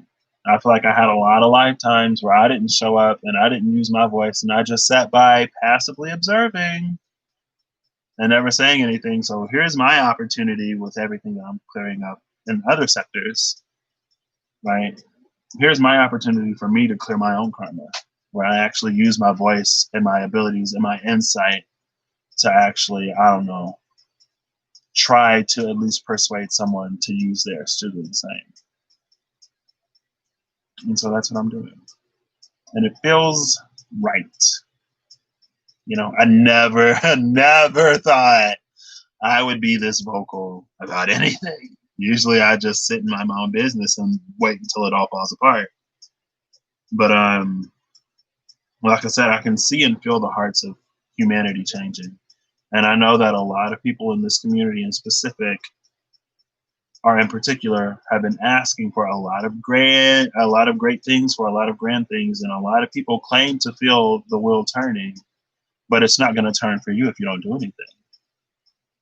And like, just like I would hate for you to pass up on an opportunity that is yours, that is meant for you, I would also hate for you to pass up on the opportunity to make something yours. Because if you don't show up, you don't get it, right? It's like we're nearing the times where it's like the final call. Final call for this item. Final call for this item. If this is your raffle number, 7622406. Again, 7622406. Last call. Whoever has the ticket. Last call. Come claim your prize. Going once. Going twice. How long are you going to wait? So, sitting in between the sun and the moon, we have the Six of Swords, which I love. Going back to this energy, and this energy, or was it this energy? This energy goes back to this energy with the Seven of Wands. You know, this energy, it's not standalone, but it plays in, you know. So, Six of Swords, in between the sun and the moon, which is all about navigating to that calmer water. I feel like this again is amplifying the fact that what plays out in the light has deeper ties in the dark. And I think that's something that a lot of people are talking about. That is one thing that I've been hearing people talk about. It's like, you know, it goes deeper than everything that is sort of, you know, running on the current right now. But if we also look at South Node Sagittarius, North Node Gemini is handling the things on the surface. South Node Sagittarius, being the philosopher, being that expansive energy, is looking at everything below the surface. So if you get lost in everything happening below and you don't do anything to address with the mercurial action the things happening on the surface, then you're doing it wrong. And South Node Sagittarius is saying you're doing it wrong. North Node Gemini, there's like some action and there's movement, there's community, there's communication there, right? Because we look at Sagittarius as different cultures. Yeah, sure. But the business part of Mercury, the messenger part of Mercury, Mercury being the god between gods, going from realm to realm to realm, is also able to handle and deal with all of that. That's why Mercury is the twins. The one sign is the two twins because it's able to accept and handle the duality. It's able to show up and not other people like a Sagittarius would. Sagittarius is like, oh, that's someone else's problem. That's someone else's problem. With the twins, it's almost like your problem is my problem. My problem is your problem. How do we show up for each other as separate entities, separate beings of the same energy, different sides of the same coin, right? The twins, that's one coin. Sagittarius, half horse, half man, that's like the two different sides. With the archer being in one position, affecting something all the way over there, you know, that otherness, that distance, expansion, Sagittarius. Gemini is in your face. It's right there. I feel like it's for us to do both. Personally, like, I'm not an astrologer. I'll clarify it by saying that. But I will also say that a lot of what we call astrology, all of astrology is based on patterns and habits. And like, if there's this massive awakening supposed to be happening to change how we, you know, treat each other and do all of this, then would not astrology also change? Now, astrology would probably change more so after the Great Awakening, but like we're constantly moving through new spaces, and like there are things that affect us outside of our observable space, right? Outside of the 10 planets on the on the birth chart, and outside of the 12 energies in the sky. Now, the 12 energies kind of sort of expand in those areas of space in general. So, more or less, something's always going to be in that space. But when it comes to the planets, like there are things that affect us beyond even that. We may not necessarily know. And I've recently found Uranian astrology. And Uranian astrology has what are the trans-Jupiterian, I think, or trans-Neptunian. Trans-Neptunian. It's either trans-Neptunian or trans-Jupiterian points. They're not even planets, but they're like there are these energies in these certain spots that affect things. Now, with our eyes and with our telescopes right now, we can't see far enough to see whether or not there is a body that occupies that space. That would be some further, like planet that affects things. But we notice that just like how the nodes aren't actually real, they're calculated points. We notice that these calculations, these periods of space, these pools of energy have an effect on us, and we can't see what they actually are physically, but we can observe, if we look at it, that there is an energetic effect on us, right? But it's like, I don't know, I feel like we have the opportunity for things to change. And then here's the tower talking about all that change, right? The tower with the chariot. Hey, this is me. These are my birth cards, the tower and the chariot. It's like at the same time that things are falling apart, we need to be moving forward. Like we need to be doing both right now, the tower and the chariot. And honestly, us leaving this space is the tower. Sometimes the movement with the chariot is the tower. When old spaces crumble and fall apart. And Seven of Cups, I feel like the Seven of Cups, I feel like this is how systematically the world, how we've been conditioned and trained to think that, wanting more, wanting better is an illusion. Like, how is that going to happen? We have no means. We have no way. Like, just be satisfied. Just be complacent with what you have. The Seven of Cups in this deck speaks to improbable dreams. In this deck, I was going to read the Four of Wands, and I'll do that, and then I'll read the Seven of Cups. Oh, it's 4:44 Eastern. Oh, I missed 3:33. I missed 3:33. I had a good run, but I see 444 right there at the top. Y'all see that? I see 444 right there. My laptop, all my computers are still on Eastern time. And I still have my app set up for Eastern time because I was in Eastern time when I set all these up. So, hey, I get that 444. Somebody on Eastern time is looking out for me. Bless up. Talk about that 444 portal. Shoot, like what y'all think it was gonna look like? Sometimes you gotta tear one house down to build up a new one. You don't build on top of buildings. You know what happens when you build on top of buildings? That's when we get like stories of people building houses and other kind of things on sacred ground, and then things start happening, not respecting the land. So Four of Wands illustrated and described by Noah Ikeda. The Four of Wands is a card of celebration and freedom. I've shown a blissful union between a beautiful non-binary fire spirit and a human male in my story. This card depicts the mixing of cultures and people of different races, backgrounds, lifestyles, and orientations. Much of the symbolism shown here is borrowed from the Rider-Waite deck. The ripe grape canopy signifies abundance and fertility. Abundance and fertility. Also, that this is where we're trying to go. We got to get through this to get there. Suggesting great success to come to this blessed couple. The loosely hinted at structural sides indicate home and stability. The irises in the front indicate hope and faith from this union. Hope and faith from this union when we leave all of this behind.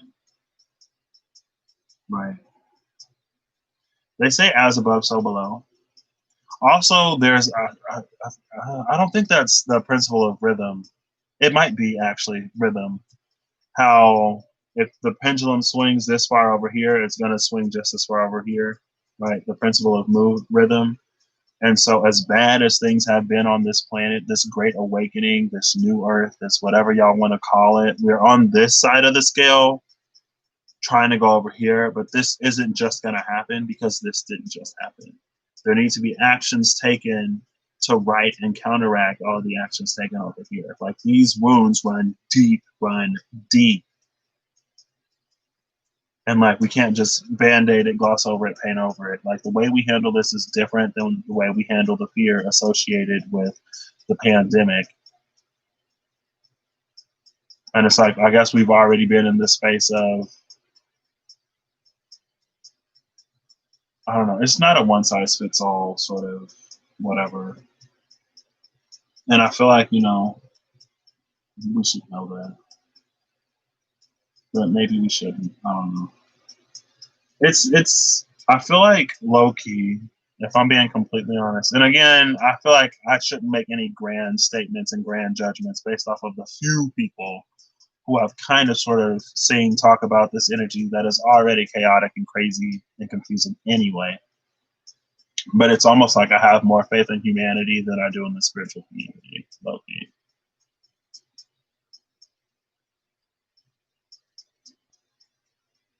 But it's fine. Now let's read the Seven of Cups.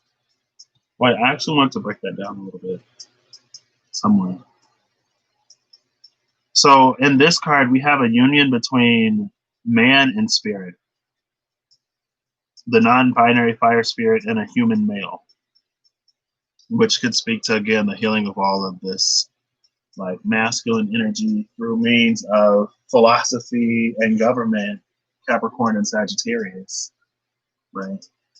And the philosophy, the philosophical sort of structure that hold up the infrastructure of the governments, right? All of the thinking behind the systems. Like first it was the systems themselves with Capricorn. Now it's all of the thinking and the rationale behind it that we're addressing. And a lot of people, I guess it's unraveling their whole world views or a lot of it. And it's almost like instead of facing the darkness, you allow it to consume you when you try to close your eyes. Because in the darkness, you can focus on the stars. You can focus on the moon. But to close your eyes, it's to allow it to consume you. Because, ain't no light when you close your eyes. At least through the stars and the moon, you get something. But I guess it's not everyone's role or job to stand. It's almost like by trying to fight it, like I said, like when you close your eyes, you allow it to consume you. And you're not going to get to the light that way. But hey, maybe you will. Seven of Cups by Lisa Hunt. Seven of Cups is a card of choices, visions, illusions, and daydreams. My teen daughter Kira posed for this painting and beautifully captured the feeling of the card with her expressive countenance and hands. She looked wistful, hopeful, and yearning at all the cups in the clouds. The Seven of Cups card warns you not to take on too much or have unrealistic expectations. So I'll say both. Don't take on too much. I'm not asking anybody to take on more than they can handle, but I'm asking you to take something. Right? Like we got too much food. Like I know everybody full, but you can take a plate for later because this is more food than I got. Grandma been in the kitchen. Grandma been in the kitchen cooking, and Grandma got too much food. So Grandma needs you to take something. And you ain't got to eat it now. Put it in the fridge. Warm it up later. But at the same time that you're not taking too much, it's like don't have unrealistic expectations as far as like this just blowing over, this resolving itself, this taking care of itself. Like things in the dark don't work themselves out, right? Like things are crazy, tied up, but you don't undo the knot by you don't undo your headphones by shoving them in your pocket or twisting them up even more. Sometimes you got to sit down and sort through it and untangle it, right? Now, maybe you have some kind of magic knot situation in your life where when you pull it, like, oh my gosh, it came undone.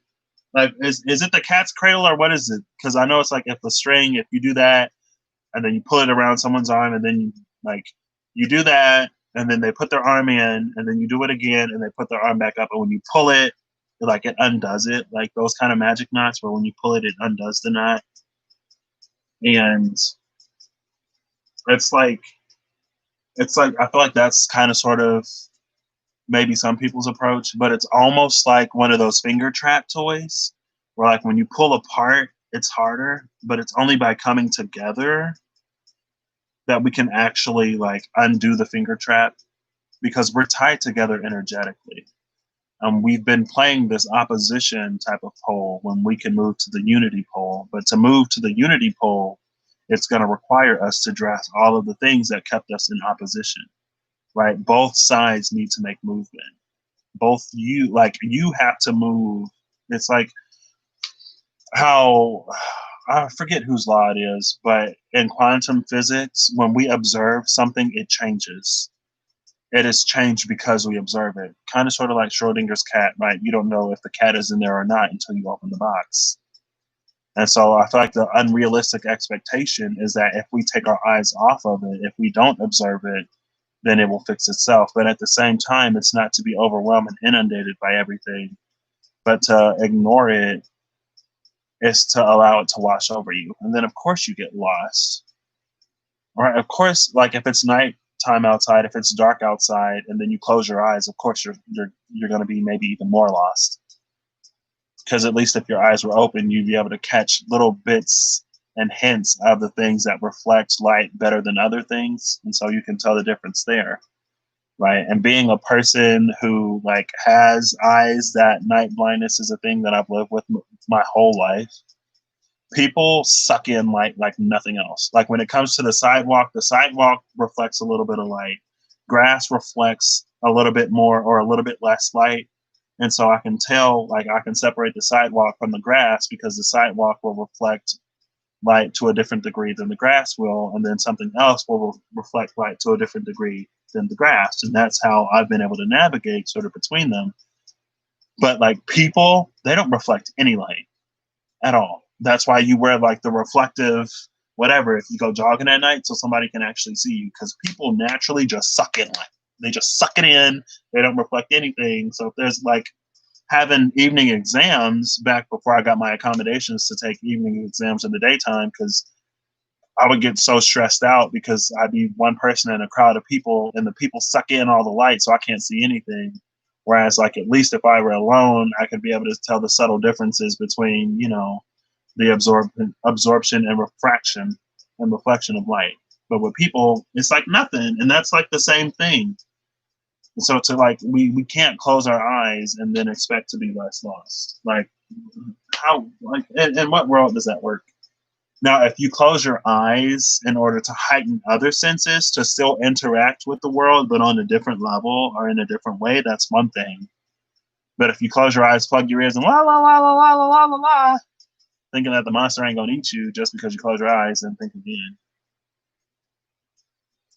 As a dreamer who spent my life making art, I've always gravitated to the Seven of Cups.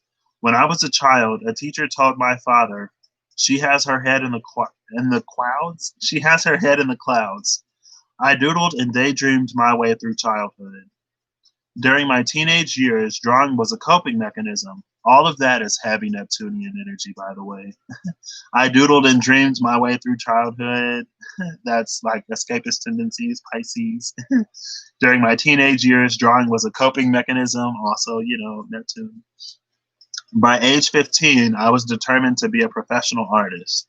Through focused hard work and determination, I took my dream of building an artist's life and made it a reality. Now, the fact that she turned her dream into a reality and was alive to illustrate this deck means that she didn't buy into the narrative that, she already told us focused hard work and building got her to where she is, but she didn't buy into the narrative like, oh, if you're an artist, you're going to be starving forever. You're never going to find success or fame until after you die.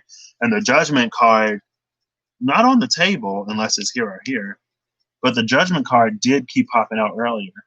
And in this deck, the Judgment card has the message of we don't have to die to get to that happy ending. And in a lot of other decks, Judgment is the resurrection. It's Judgment Day. You know, after we die, we rise from the grave and we get a new chance. Like, we don't have to die. Hopefully, we're not going to have to die to come to this new world. It's about us doing things while we are alive and while we have breath in our body to ensure that we don't have to die to get there. Oh, and now my AirPods are about to die. So Peaceful Meditations is about to go off, y'all.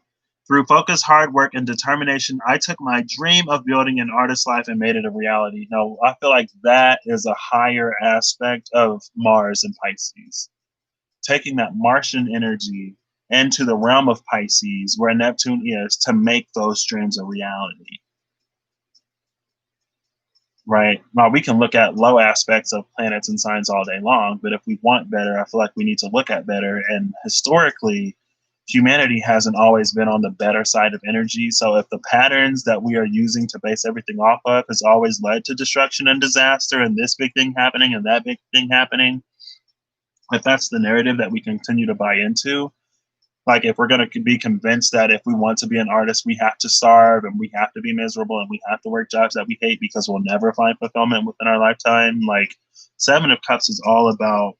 Seven of Cups, no, I think it's actually the Ten of Cups.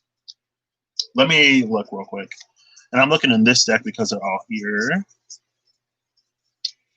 Looking for the Ten of Cups. I believe the Ten of Cups is Mars and Pisces.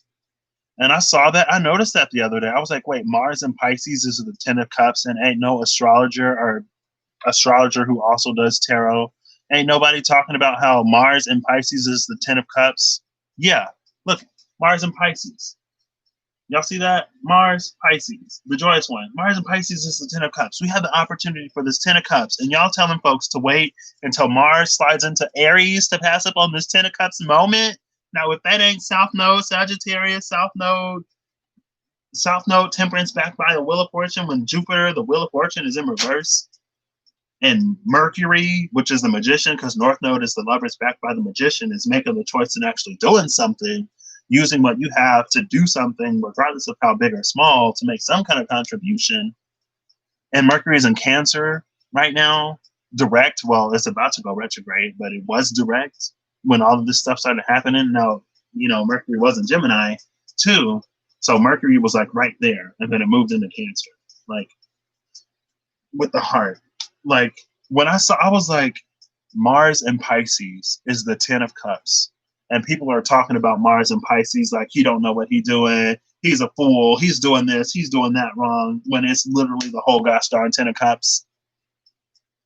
Like, can we elevate ourselves out of the lower aspects of how these energies can play out and come into, you know, or is that too Neptunian? Is that too Piscean? But like, if thoughts become things, let's change the way, like when you change the way you look at things, the things you look at change, like all, like it's all there. Like it blows my mind. I'm confused.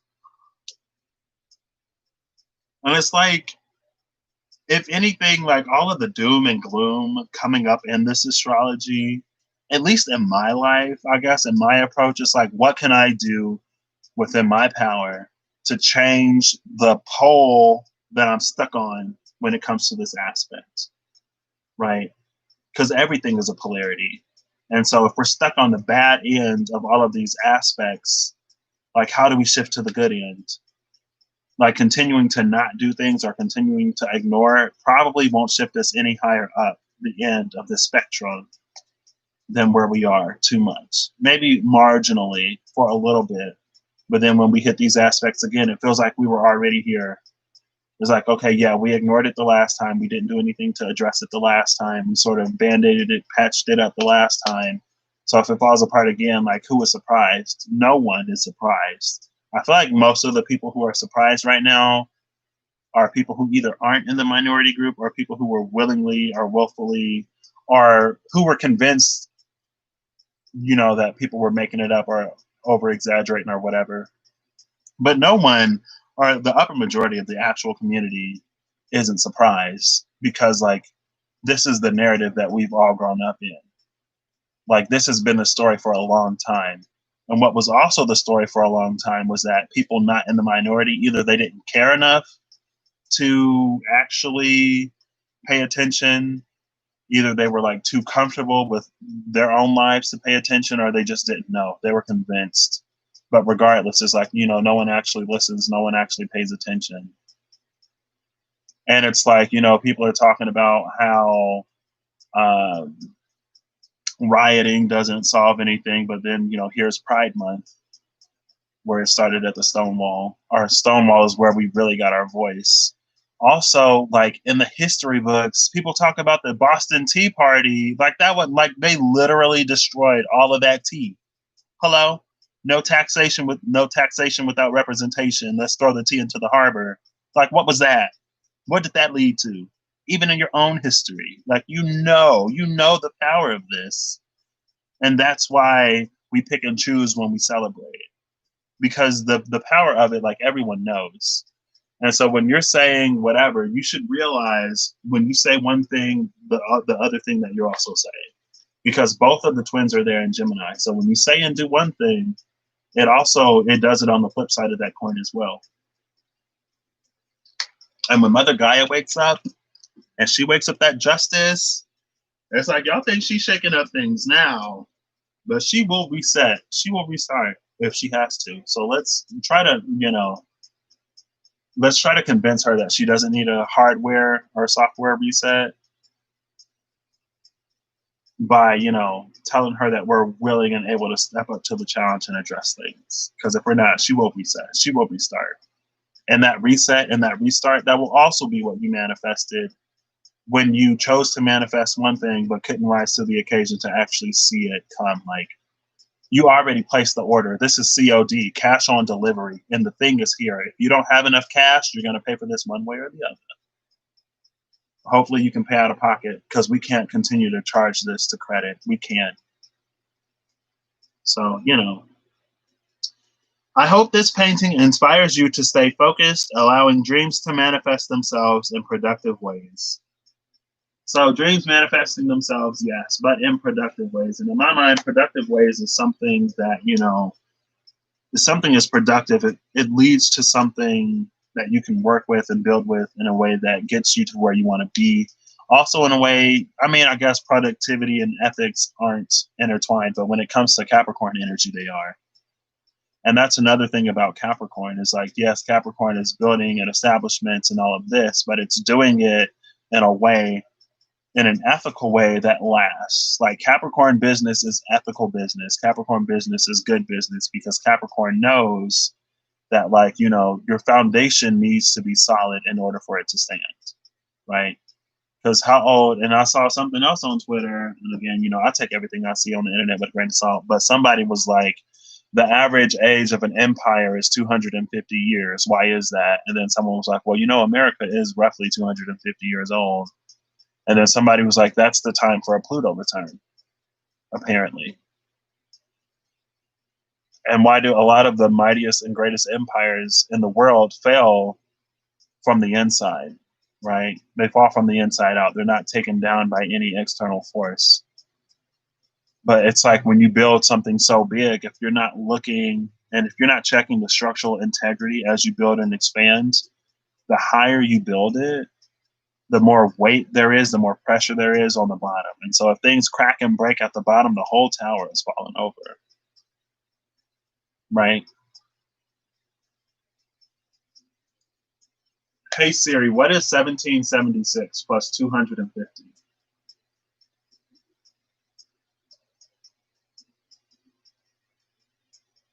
2026. 2026 is 1776 plus 250. If the average age for an empire is 250 years, that was what, the 4th of July? So we're 6 years out. Actually, let me see. I want to see. Let's look and see where the planets will be on July 4th, 2026. This is interesting. Will we do nothing to ensure that, we're still here? Who knows? Who knows?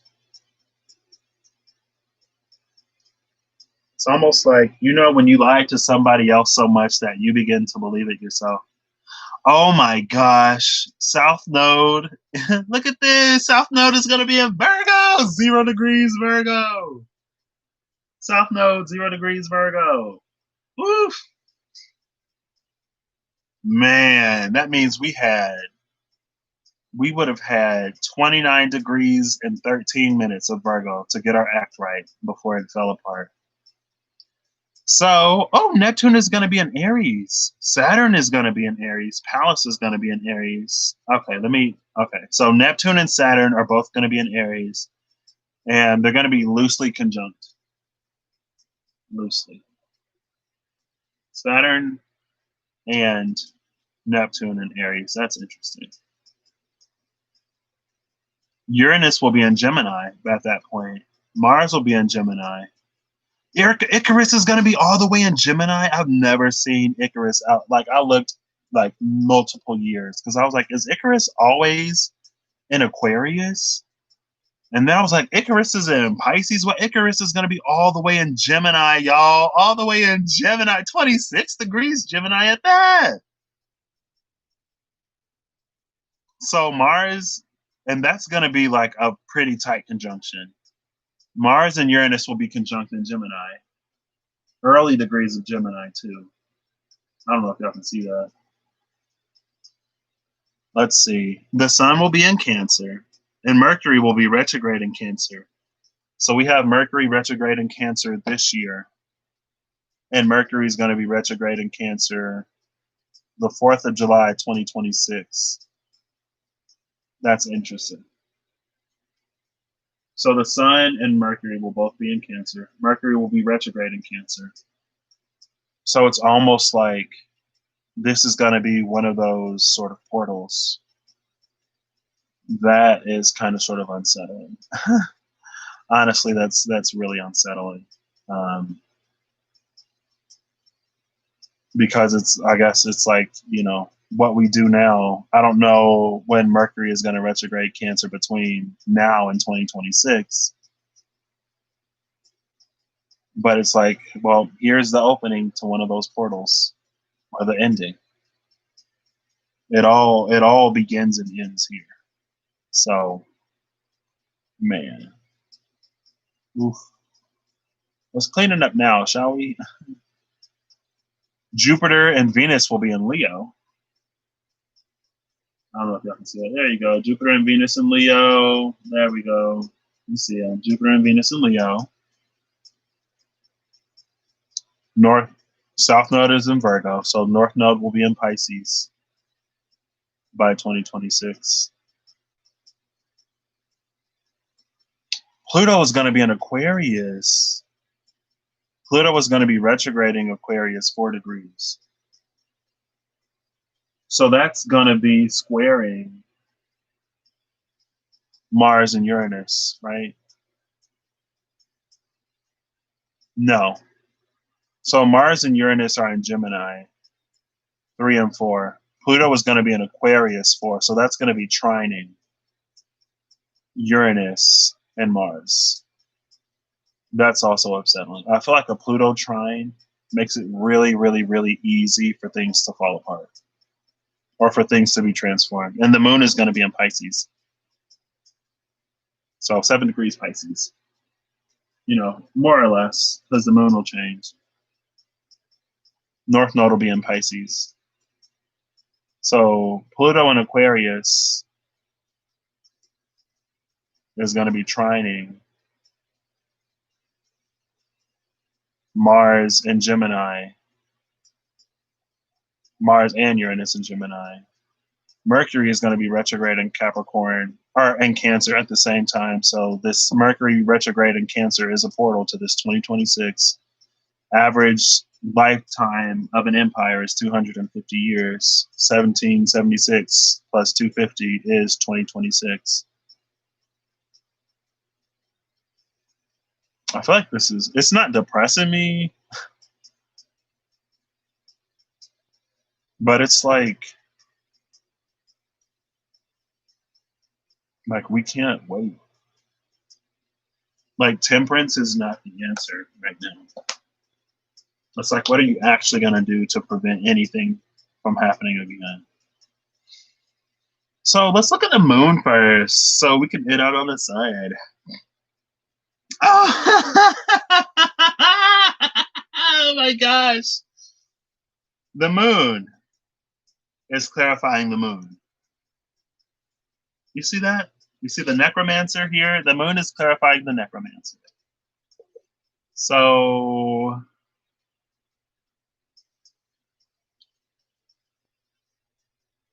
if you're good on the subconscious, I feel like you don't have to worry.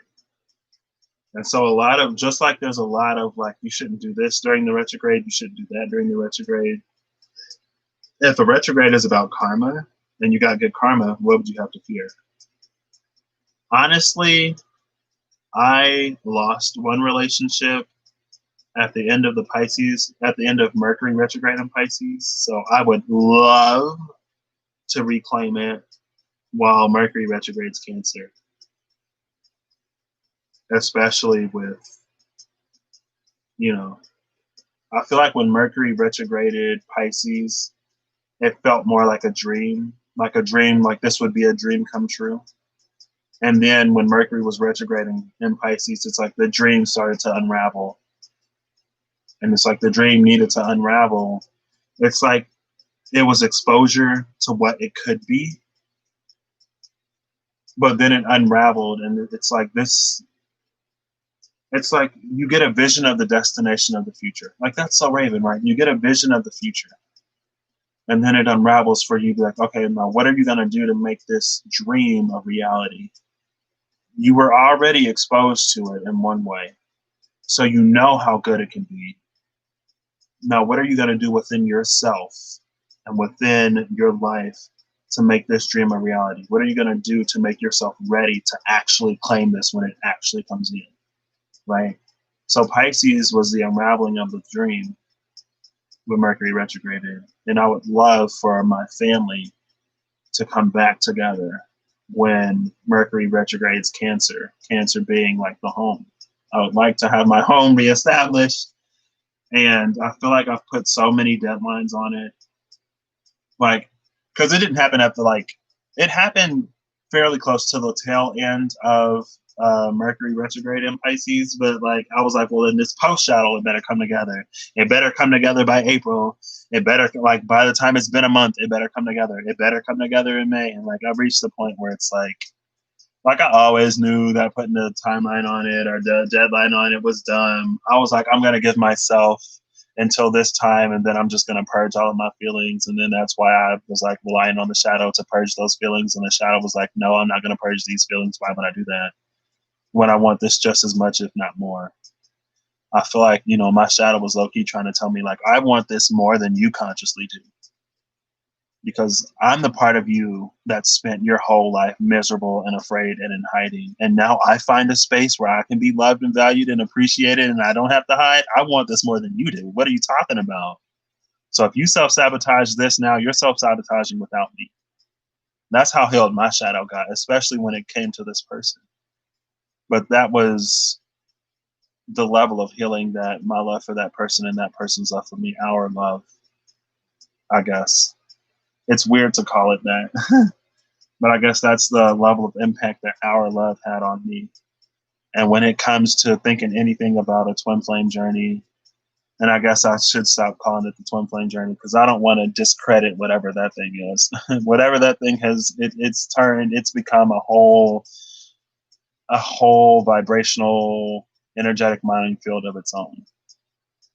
But when it comes to how I perceived of divine complementarity, and to now experience it like this, where even separated, even apart, even if I ever would have felt like unappreciated or anything, that the love would be made even more pure, that separation would elevate my love higher and higher into the realms of unconditionality. And that then the unconditionality of that love would reflect down upon me to continue to call me to be better and better and better and better, even when there is no communication or anything like that. Like, you know, it's amazing.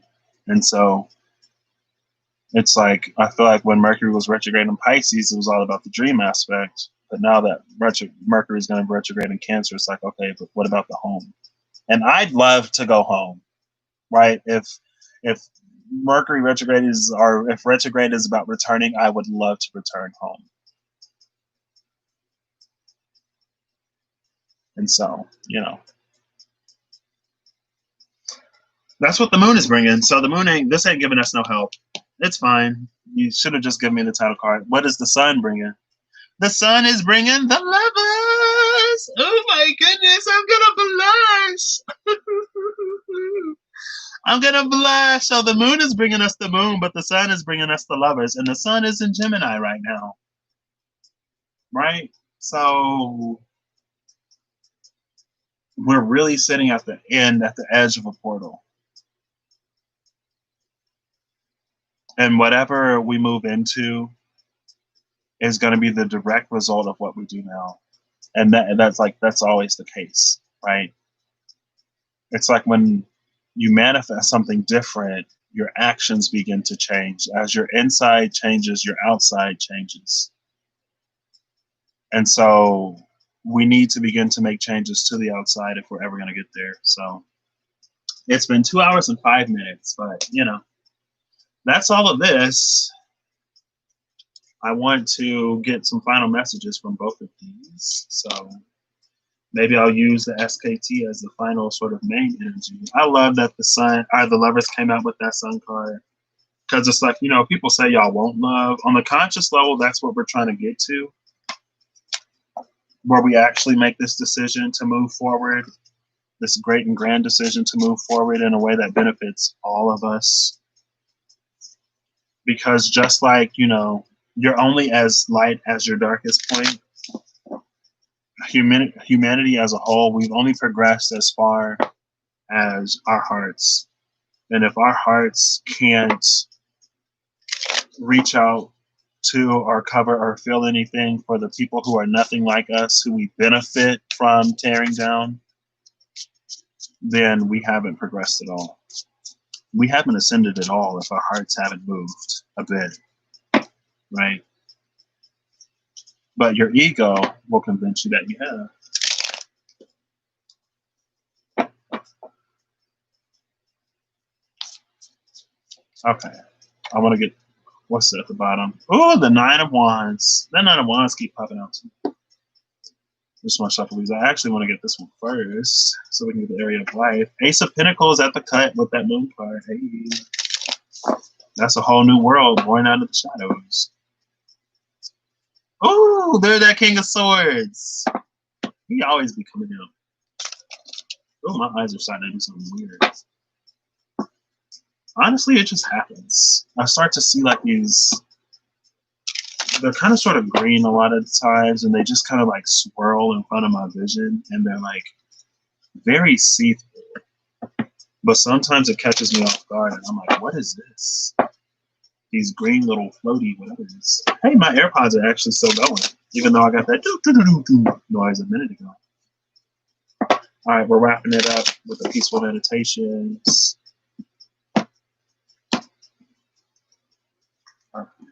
So one final message, or two. Give me two. Oh, there's one. Oh my gosh. Well, shoot. One more. Okay. I asked for one. What's this? I just want to note it. The Two of Pentacles. In this deck, the Two of Pentacles is this world between worlds space. We want to go towards the North Node, Gemini, stuck in Sagittarius, South Node. You can see the nodes here. It also calls to, so in this deck, the South Node is on the Devil card. The North Node is on the Strength card.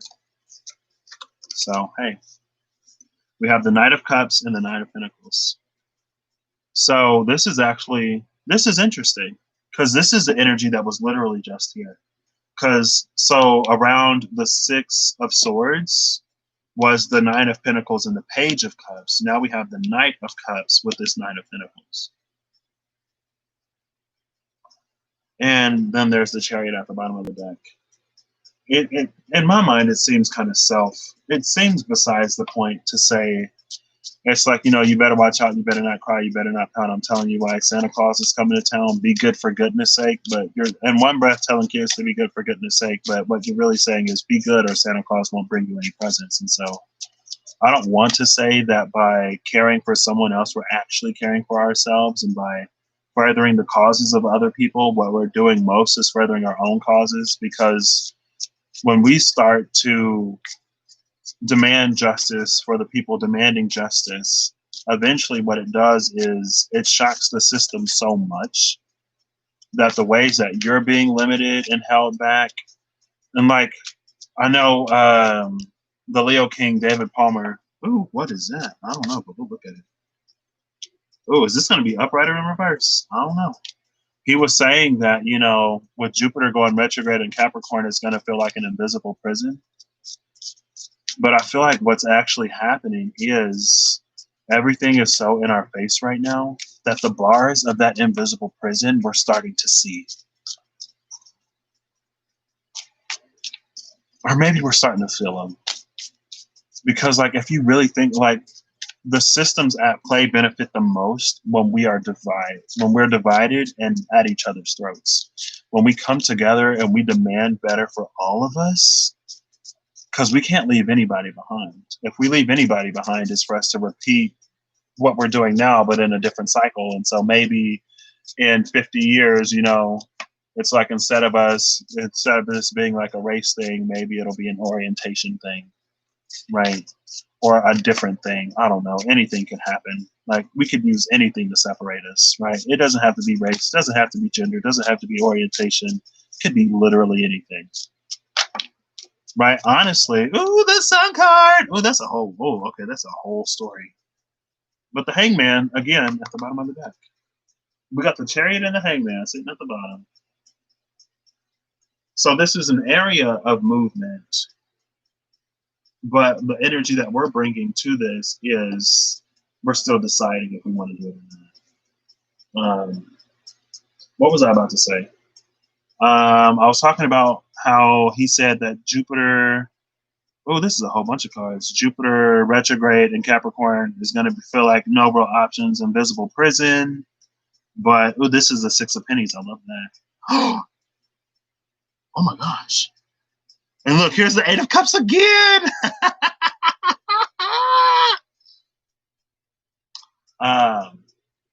But it's like, whenever there's an invisible enemy on like a cartoon or a TV show or whatever in a movie, if you like throw paint into the air or something, even though it's invisible, like it'll stick to that paint, and with the paint you'll be able to see it. It's something like that, right?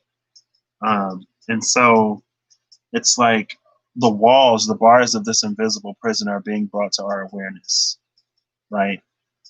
But with the South Node also being in Jupiter, I feel like that's the energy of like the philosophy, even though it's being brought to our awareness, the philosophy that supports it, the bars themselves are still there. So, right, just because you can see the bars, it's almost like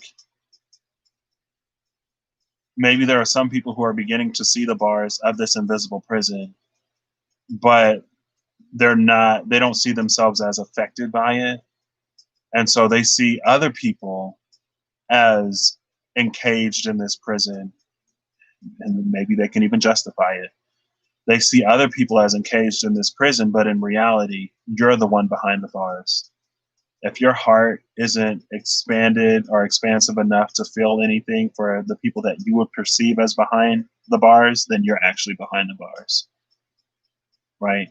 And maybe that's the Neptunian trick right now, is that like with this illusion of separation, and North Node Gemini is not separation at all. And I guess in my mind, with Gemini being the energy of both of the twins, it's both of the twins. It's not just one of the twins, right? Again, I feel like Gemini energy is about accepting that polarity and I feel like it's more like moving into polarity rather than duality, or moving more into duality rather than polarity. Because I feel like at least the connotation that I get from polarity It's like this side versus that side. But duality is like both. And it's also understanding that this is how it is. But it's also like there's a both. It's like a dualistic nature. It's both, right? Now, polarity, that's when we start to talk about like extremism. But it's about more duality than polarity, being both or seeing both sides of the situation. And I keep losing where I'm going with this because there are so many trains of thought just like popping off all at once. I wish we could just communicate telepathically where y'all can just pick up this whole semi truck of information without me necessarily having to. First of all, I got to talk about it. Then, because I am who I am, I try to explain it. And then that only makes things even more complicated. So, Neptune, the invisible prison, like we're beginning to see the bars, but if your heart is expanded, if your heart isn't expanded enough, if you play this like us versus them, it's about me focusing on me because North Node is in Gemini right now and South Node Sagittarius would be me focusing on somebody else. Like if we take the nodes out of the equation, I feel like if your heart is on, like what kind of BS is that? Like this isn't about like what you're going through. This isn't about how you're affected. This is about me and how like my comfort and my comfortability. Like that's not literally where we've been like throughout what how much of our history. If you're saying South Node Sagittarius is like, you know, people should stop focusing on other people's problems and focus more on their own comfort, like that's literally what we're coming from. What's North Node about that? Nothing. North Node Gemini is like I can care for me and I can care for you as well. I can want the best for me and I can want the best for you. And in fact, I can take that even further. I can want the best for you, even when the systems, even when the people at the top who would see to keep us divided would try to convince me that if I try to encourage you to get the best for you, that it comes at the expense and at the cost of me getting what's best for me, when in reality, that's not the case. If we can have billionaires who can get even richer in a time where, you know, everything is shut down and our lives are falling apart, I feel like that just goes to show that, you know, there's actually enough money out there where we can all sort of be comfortable and we can all be doing well, right? If we can not have enough money for education, not have enough money for healthcare, not have enough money for all of this stuff, but all of a sudden, you know, COVID happens and we're pulling all of this money out of our butts to bail out big businesses. Like it's always been about corporations. It's always been about money. And like that's one of the things like before the South Node shifted into Gemini and Sagittarius, when South Node was still Capricorn, North Node was still Cancer, when all this COVID stuff started happening, like when South Node was still in the government, we can see where the government's actual priorities are. Like that's when the walls of these invisible prisons began to become like we should have been able to see it. We don't have the money to actually make our lives better or to do anything that makes us greater or better, but we have the money to bail out, you know, the systems that keep us stuck and keep us in competition and keep us in separation. But when it comes to being healthy and whole and healed and united, then all of us, like, we don't have the funds for that.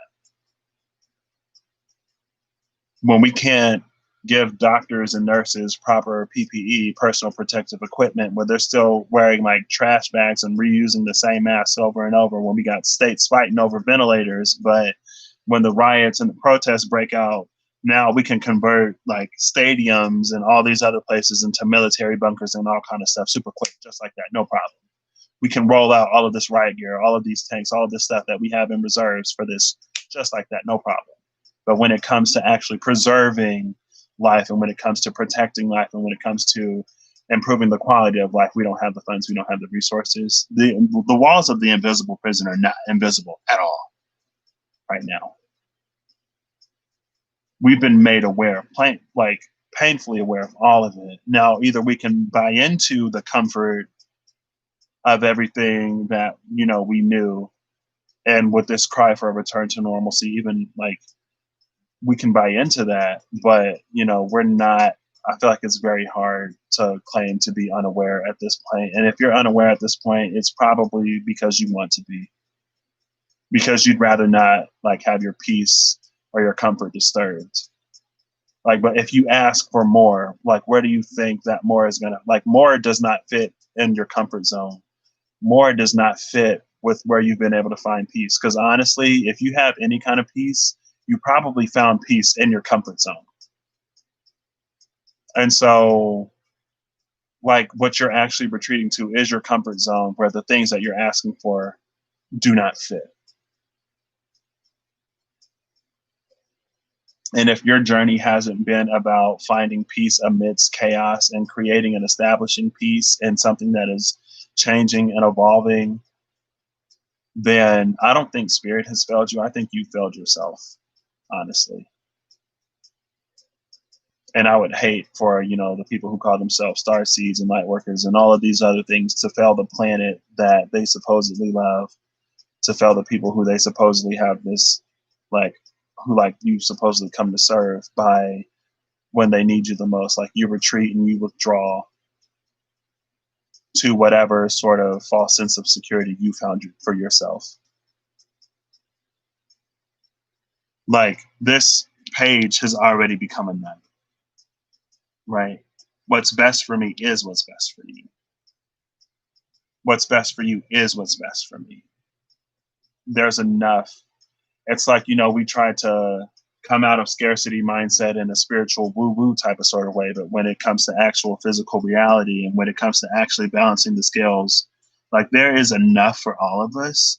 They would just, convince, or they would seek to convince you that there isn't. They would see because competition breeds further division. And that's why even in the corporate world, people say, like, it's not illegal to discuss your salaries, but the corporations benefit the most when you think it is, because then that's how, they can maintain the systems of unequal pay.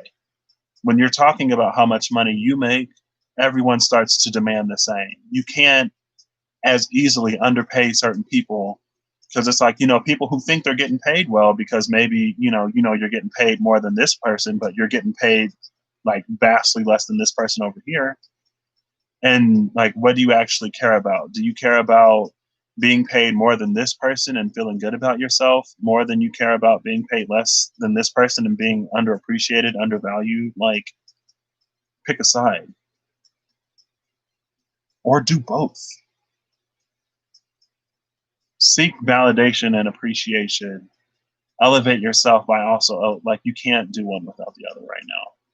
History has pretty much taught us that much, and history has pretty much taught us, economics have pretty much taught us, like, your eyes, if you're paying attention to anything where like some billionaires continue to get richer while the rest of the country is like unemployed, jobless, or falling apart. Some people are now sort of getting back into work, but the resources have already been there. And we know that the walls to the invisible prison aren't invisible. But if you would seek to see things continue as they are because you think that you're on the outside of the prison, then you're probably actually on the inside. And you're probably you're probably in that competitive or some kind of mindset that is related to lack in some way, sort, form, or fashion, and will continue to keep you sort of stuck or small, even if you try to manifest bigger. If you don't have room for the piano, you're not going to get it. If you don't have room for more, you're not going to give it. You're not going to get it. You're not going to give it either, unfortunately. Six of Pentacles, you get what you get. That's not the Six of Pentacles. Well, yeah, it is. Six of Pennies, you get what you get. You get what you give, and you get what you get. Look, you get what you give. Anyway, so Eight of Cups is the Magician. You're manifesting either way. Either you're manifesting more mess in your mess, or you're manifesting, it's like you think you're walking away from one mess, but you're manifesting 8 more crappy cups on this side, where you're walking away from these 8 crappy cups if your heart isn't on right now. Or as you walk away from all of this, as you face the things that, would bring you sort of discomfort, and as you root through that, you come into more of this power. Because this is another gatekeeper for this power. When you come into to come into the level of ability that true light workership brings, to come into that element, or to come into that amount of light, like I said before, like your shadow is naturally repulsed by that light because your shadow cannot exist as a shadow in that light. And so your shadow will have you creating, manifesting all kind of diversions and detours, right, in order to actually keep you from getting there. Because your shadow, again, can't exist as it is. And if you're not the type of person that will pull your shadow into your light, if you can't comfort and cradle your own shadow, then you would be the type of person that would seek to abandon it, to cleave it from you, and to leave it out as you approach that light. And your shadow knows that. So your shadow won't let you approach because of that, right? Think of your shadow as your vessel. Your shadow is the vessel, that your shadow is directly proportional, directly correlated to the amount of light that you can possess and hold. So, and it's vice versa, right? And I feel like, I feel like I should say there's also a difference between like commiserating with the shadow and holding pity parties with the shadow and actually healing it. But that's all this over here. Now on this side, we have the Nine of Pentacles, the Eminence, and the Shining Two. I kind of sort of already talked about what this would be, right? I still think it's so interesting. Like the Eight of Cups came out twice because it's right here. Eight of Cups, Eight of Cups. And then we have the two cards sort of around the Six of Swords, but the Page has become a Knight. Maybe because the Page has discovered their voice. Maybe because the Page is actually going to do something now. The Page is realizing that it requires action to escape from this prison. That when one of us rises, or when the lowest of us rises, we all rise, right? We're only as great as a country, as just a unified race, humanity in general. And like the whole ascension should be, I feel like the whole ascension is geared around making humanity a race worthy of the space that we hold in this universe, right? Because, that's one of the requirements that we sort of have to reach before we're granted even better technology, even better insight into whatever, because it's almost like, the mental plane is the mental plane. The ideas that float on the mental plane are there for anyone who is able to receive them, right? That's why you have, inventions that would pop up in different areas of the world when there was not, really communication between them within, roughly the same time span, because those ideas exist on the mental plane. You are not your thoughts. Some of them you are, especially the ones you entertain. But also there's a part of that is just like sort of there that we tap into, right? See, I've been getting lost when I be talking about some of this stuff, y'all. What was all of that for? Yeah, because it's like, before the new wave of ideas come that really get us to that future, right? It's like, how can we have flying cars and all of this other stuff when we got countries like America and other countries and other organizations who use technology to fund more often than not, like defense. What is defense when sometimes it seems like defense is more so taking, like we're defending our right to take from you. That's what the Department of Defense is all about. It's our right historically to terrorize this planet and to take whatever we want.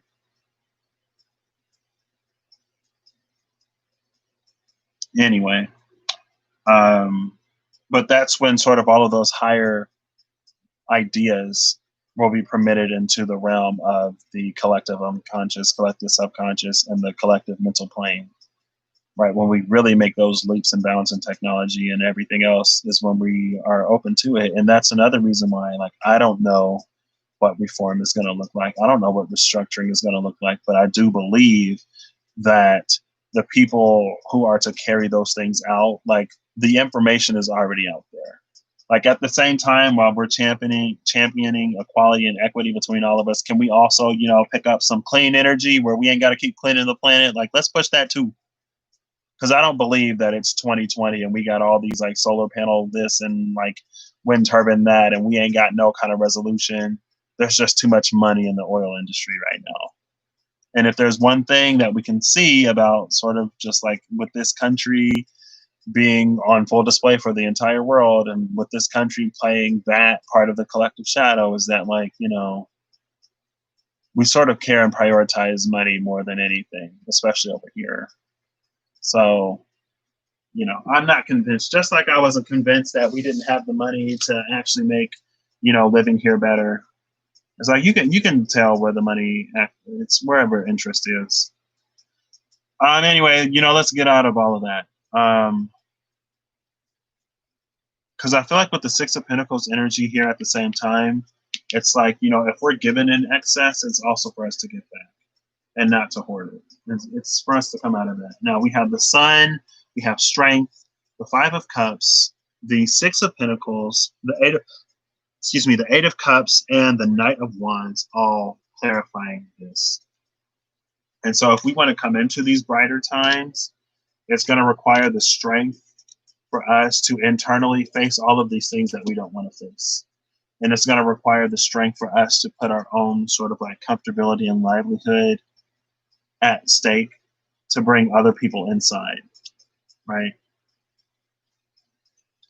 And because it's like, once we start to, it's just like with the company, once we know how much everyone gets paid, we can sort of demand equal pay. And the company, like, they make enough money to pay everybody. If, CEOs make enough money to give themselves however many hundreds of thousands or millions of dollars of raises every year, like, they got enough money to pay their, like, employees. They got enough money to pay you. There's enough resources for everybody to be happy, or for things to be more equally spread out amongst us. Don't let them convince you that there's not, because at the same time, if it ain't enough, how come y'all can continue to get richer and richer and richer and richer and richer when ain't enough money for, us to keep, lights on for people who, struggle to pay, or to keep food on the tables. And then you give us breadcrumbs, you give us pennies to help us get by, but you get all these billions of dollars for, like, corporations. And you may say, oh, well, if we don't bail out the corporations, then, who's going to put the money in the store for it to get to you? Blah, blah, blah, whatever. What about all those cruise lines who apparently don't pay anything in taxes? It's like, y'all want to say that y'all based out of the Bahamas, or y'all based out of this country, or based out of that country, so y'all ain't got to pay American taxes. But y'all want American taxpayer money when it comes to the bailouts. Why don't you go to those countries that y'all based off in? The evasion is so rampant. It's like, it's just so ugly.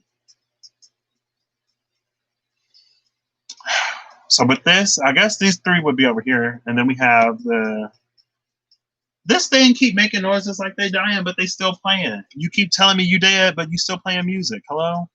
You'll charge when you charge. I'm almost done. I am going to I Ching the Nine of Pentacles and the Eight of Cups, by the way, as well. But the Six of Pentacles, the Eight of Cups, and oops, there we go. Six of Pentacles, Eight of Cups, and the Knight of Wands. The Knight of Wands is extremely compassionate in this deck, and the Knight of Wands, I'll read her entry real quick, because this is also about giving the voice to 444, my time. Hey, I missed 333, but I got 10, 10, 11, 11, 12, 12, 111, 222, and 444 twice. So if y'all was like, oh no, you don't get 444 because you on Central Time, you ain't on Eastern Time, that was just on your phone, that don't count. Well, bam, in your face. When you believe in miracles, miraculous things happen, and you can be mad and stay mad if they don't happen for you, because you know what? You could have done better. You could have done better. Ain't nobody tell you to be stuck in your mess. And don't be mad at me when I thrive and when I grow and when I flourish, because y'all see me on here talking about how I refuse to stay stuck. Y'all can refuse to stay stuck too. Or y'all can be complacent and complicit because things got a little hard, things got a little dark, things got a little scary. So you'd rather keep yourself lost than lead the one thing that supposedly connected to that always knows the way. Don't come for me.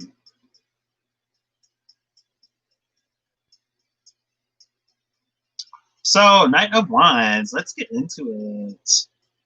I'm coming into my divine feminine energy hardcore. I can be mad, I can be loving, I can be upset, I can be not upset, I can be all of it at once. That's the beauty of divine feminine energy. It can be all of it at once. But we got two knights here, so that's, and the Chariot at the bottom of the deck over here.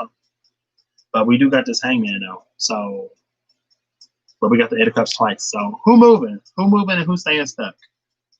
Who actually moving? Who think they moving but ain't moving, and who staying stuck? The Knight of Wands, illustrated by Anita and Verdi.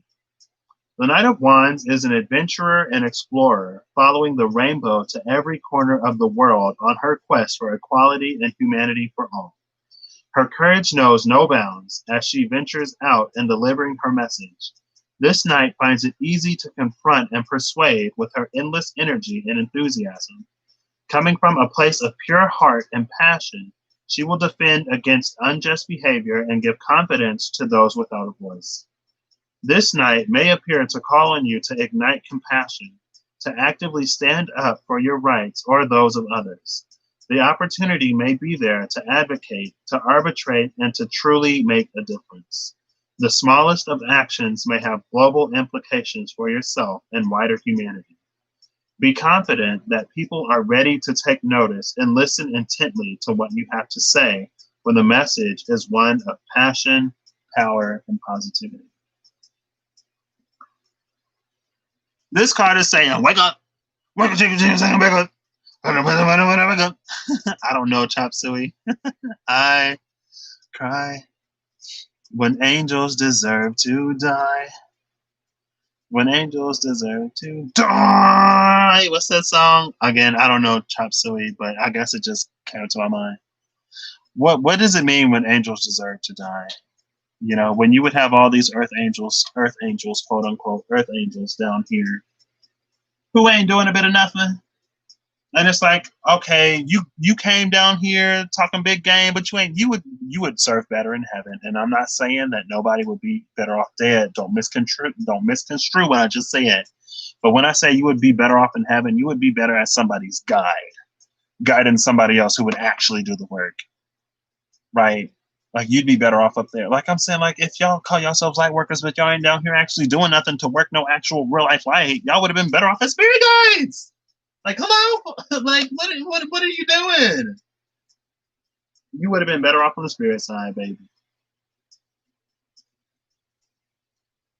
Oh, people want to talk about clearing karma so bad, but when we're given this global opportunity to start clearing some actual real karma to actually come into this great awakening, this new age, this new era, when it comes to actually doing things to do it, then people are like, oh, it's a lot of energy. I'm uncomfortable. I'm scared. I don't want to face my own like complacence and complicity. I don't know the words. Y'all know, shoot, I don't want to face what I actually done to do anything to right any of these wrongs. Well, both of these nights say action is required. If you want to see this sun, you gotta be strong and you gotta walk away from this Five of Cups feeling. Shoot, I don't know why I was just gonna get my phone. Oh yeah, because I'm about to eat Ching. All right, I'm gonna eat Ching and then I'm gonna leave y'all know. I've been back here for hours. Man, see, part of me is like, I ain't been doing no work basically at all. And another part of me is like, well, if it's on your path, it'll get done. And if it's not on your path, you need to allow yourself the flexibility to do what you actually came down here for. It ain't about what you think you want for your life. It's about serving in the way that you know you need to serve. Because when you're in the lane that you're supposed to be in, okay, they finally died. They finally died. I'm like, y'all keep making these noises, but y'all still ain't dead. They just died, y'all. The peaceful meditations is over. It's fine. This video was coming to a close anyway.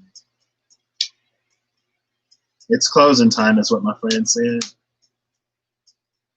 I guess if you want something done right on the 3D, leave it to a Taurus. That's why Uranus is in Taurus right now. Like, y'all need to get right. Shoot. Before it move into what, Gemini in 2026, gonna be trining up Pluto. Oh my gosh, y'all. It's the beginning of the end. It's either the beginning of the end or the beginning of the beginning. Let's make it the beginning of the beginning. You know what? I'm gonna speak it now. This is the beginning of the beginning. Everything, all of that did for me was reinforce how important it is to not push this off until, oh, let's wait until all the planets go direct when we can actually do this. Like, oh, you think it's bad now, it's going to get worse. Why is it going to get worse? If we're looking at history, as to why it would be worse. What historically would make it worse? Would it be inaction? Would it be complacency? Would it be being super quick to sweep things under the rug to return to what is quote unquote normal for them to then for things to then get worse later because they build up? Like, let's be smart. Let's be informed. Like, the stars are just like history textbooks. We can learn from it. Those who don't learn from the aspects are doomed to repeat the way they played out. Come on, like, let's learn about history, please. Man, if I gotta do this myself, I guess I was, oh my gosh. I guess I'll try. I'll do as much as I can on my own. So, bottom trigram will be wind, upper trigram will be earth. This is earth over wind. How'd that work, y'all? Upside down, bouncing off the ceiling. Oh, 46 push upward. Yes. Where is my friend? I'm at the point, honestly, now I understand that there is so much going on. I understand it. And I don't want to rush anybody. I don't want to rush anything because patience is a virtue. But I just want to talk. Can I just like celebrate with you for a little bit? We ain't even got to talk about everything we don't want to talk about or everything that's a little heavy right now. I just want to be like, hi, hello. I am so glad to hear your voice. I love you. I am so proud of everything you're doing. I see you becoming the man that you always wanted to be. Maybe you were a little afraid that you wouldn't be accepted, but I see you doing it anyway. And it just, I beam over here. And we ain't got to talk about, like, we could hang up right there. And I would be so fine. I would be so fine with that. But, it'll come in the time it's supposed to come. Let me calm. See, I just did a whole, like, I went from just being super upset to just being like, I know that things are going to work out. Now, if you don't want to do your part down here, if you don't want to do what you signed up for, I mean, everybody knew when they came down here that, hey, free will is a thing. Everyone has choice. You don't have to do whatever. You don't. But just like you don't have to do your work and you don't have to get all those blessings either. You don't have to work. You don't have to be uncomfortable at all. You can stay in your shell. But the wheel don't have to turn in your direction either, baby. It's a choice. Choices have consequences both ways. So don't be mad. Don't get mad. Don't be mean. Because you had an opportunity. So this is Shung. This again is push upward and hoist. A seed deep within the earth begins its push upward as it grows into a tree.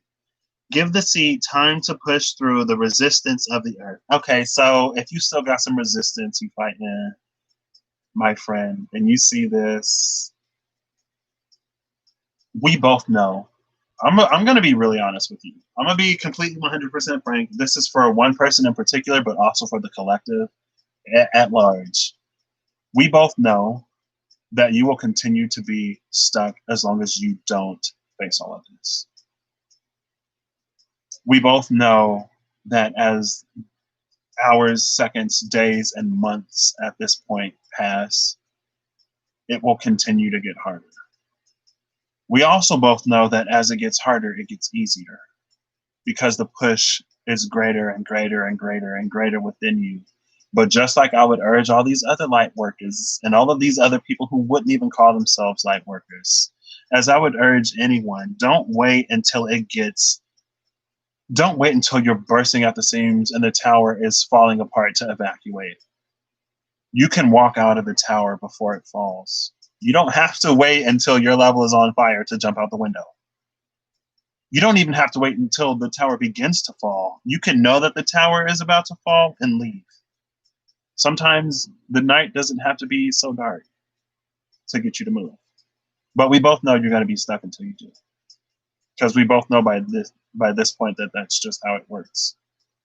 Now we both know that it's also human nature, again, that sometimes we have to be in those dire situations before we come into the strength to move. But I guess I'd just say, let's tap into the strength now. Let's be stronger by being strong now before it's completely necessary, right? It's already necessary, but before things get even worse, let's choose to be strong now, right? So take all the time you need, because Lord knows, Mike knows, I've been like, I thought I was done. I thought I was cool. I thought I was good, but I still been growing, and I still have more growing to do. I know that, but like, I am so down to grow with you. Like, probably too down. I know, but at the same point, it's like I know and you know, and I'm not gonna talk like, maybe I'm wrong, or like I'm not gonna do that anymore, because I know I do that a lot too, and I know I can recognize that that's me trying to be. First of all, it's me trying not to set myself up for disappointment, even though I know I'm not going to be disappointed. Secondly, I know that that's sort of like, oh, like I'm only saying this, so like if things come back and they're not whatever, then I can save face. I'm not going to pretend like I don't want the things that I want, right? I'm not going to do that. So I'm not going to sit up here and pretend like I'm not affected. I'm not going to sit up here and pretend like I wasn't hurt. I'm not going to sit up here and pretend like I don't want to talk to you. I'm not going to sit up and pretend like somehow, even though you are one of the people I've known the shortest in my life, I know that you're one of the people that I want in my life the most. Because you move me like nobody else can. And you don't even have to do anything. I just want to move for you because I guess I love you or whatever. But anyway, that was my little like mushy moment, I guess. Like I want to like I'm so serious. Hit me up on what, like Skype, because I still ain't paid my phone bill yet. I was gonna move to Verizon. I'm gonna just, you know what? I'm gonna give you a brief little window of time, okay? And I mean, you have all of time, all of eternity. But the longer you wait on love, the more you'll be without it. Shalimar, make that move. Look it up. Shalamar, make that move. So many times, we let the good things in our life pass us by. And then one day we have to ask ourselves the reason why. And then, like an answer from above, we came into each other's lives and showed us that with love, nothing is certain. But sometimes you just got to go for it. Right? And so I'm going to finish reading this I Ching. If you're watching this, it is currently 6 o'clock p.m. your time on June 13th. If you happen to see this, so by 7 o'clock p.m., mister, I will have my phone on and I will be awaiting your call. Now, if you don't got my number no more, contact me on Skype. If you ain't got me on Skype no more, unblock me on Instagram, or you know how to reach out to me. You can find me. Ain't no excuses. And again, this could be literally a 10-second conversation. Hey, like first you probably don't say anything. First you'll probably be crying. And so I'll see your name or whatever, and I'll get super excited. And I'm like, oh my gosh, it's been a while. Like, your girl, okay, let me not get too specific. But, it's been a while. Like that one song said. Like that's like I've played that moment in my head so often. Watch me be like absolutely shook. Watch this call come in before I even close down this video. Then I'm like, oh my gosh, I'm a Pisces. Let me dream. Let me live my life. When you believe in miracles, miraculous things happen. What was I about to say? I've played that moment in my mind so much of when that call actually happens. I'm just gonna be like, it's been a while, and then I might have I don't even have the music queued up to play. But anyway, yeah, even if it's just like a hey, hi, And then, you know, you start to cry because you cry, and then I'll probably start to cry because I cry. And then if, you know, it's just like, hey, I know you see the stuff I've been putting out, and I know, and you know I know, and we both know that we both know. You know, there is a whole conversation that's gonna need to happen because it needs to happen. It's not a conversation that necessarily needs to happen because you want it. Excuse me, it's not necessarily a conversation that needs to happen because I want it. It's a conversation that needs to happen because it needs to happen. Because that's part of this whole whatever, right? But you know, we can save that conversation for later.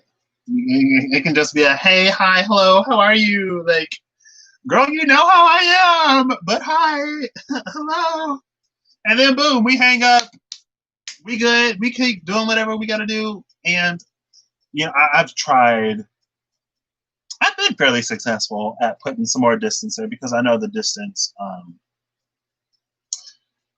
I know it doesn't help to make things less complicated when, you know, you're right there faced with whatever you want to run away from that you don't want to face. But just like the world can't run from its problems right now, we can't run from ours either. And I can't, in good conscience, expect for the world to show up in ways that are difficult if I'm not willing to show up in ways that are difficult in my own life. That's how I play the as above, so below game.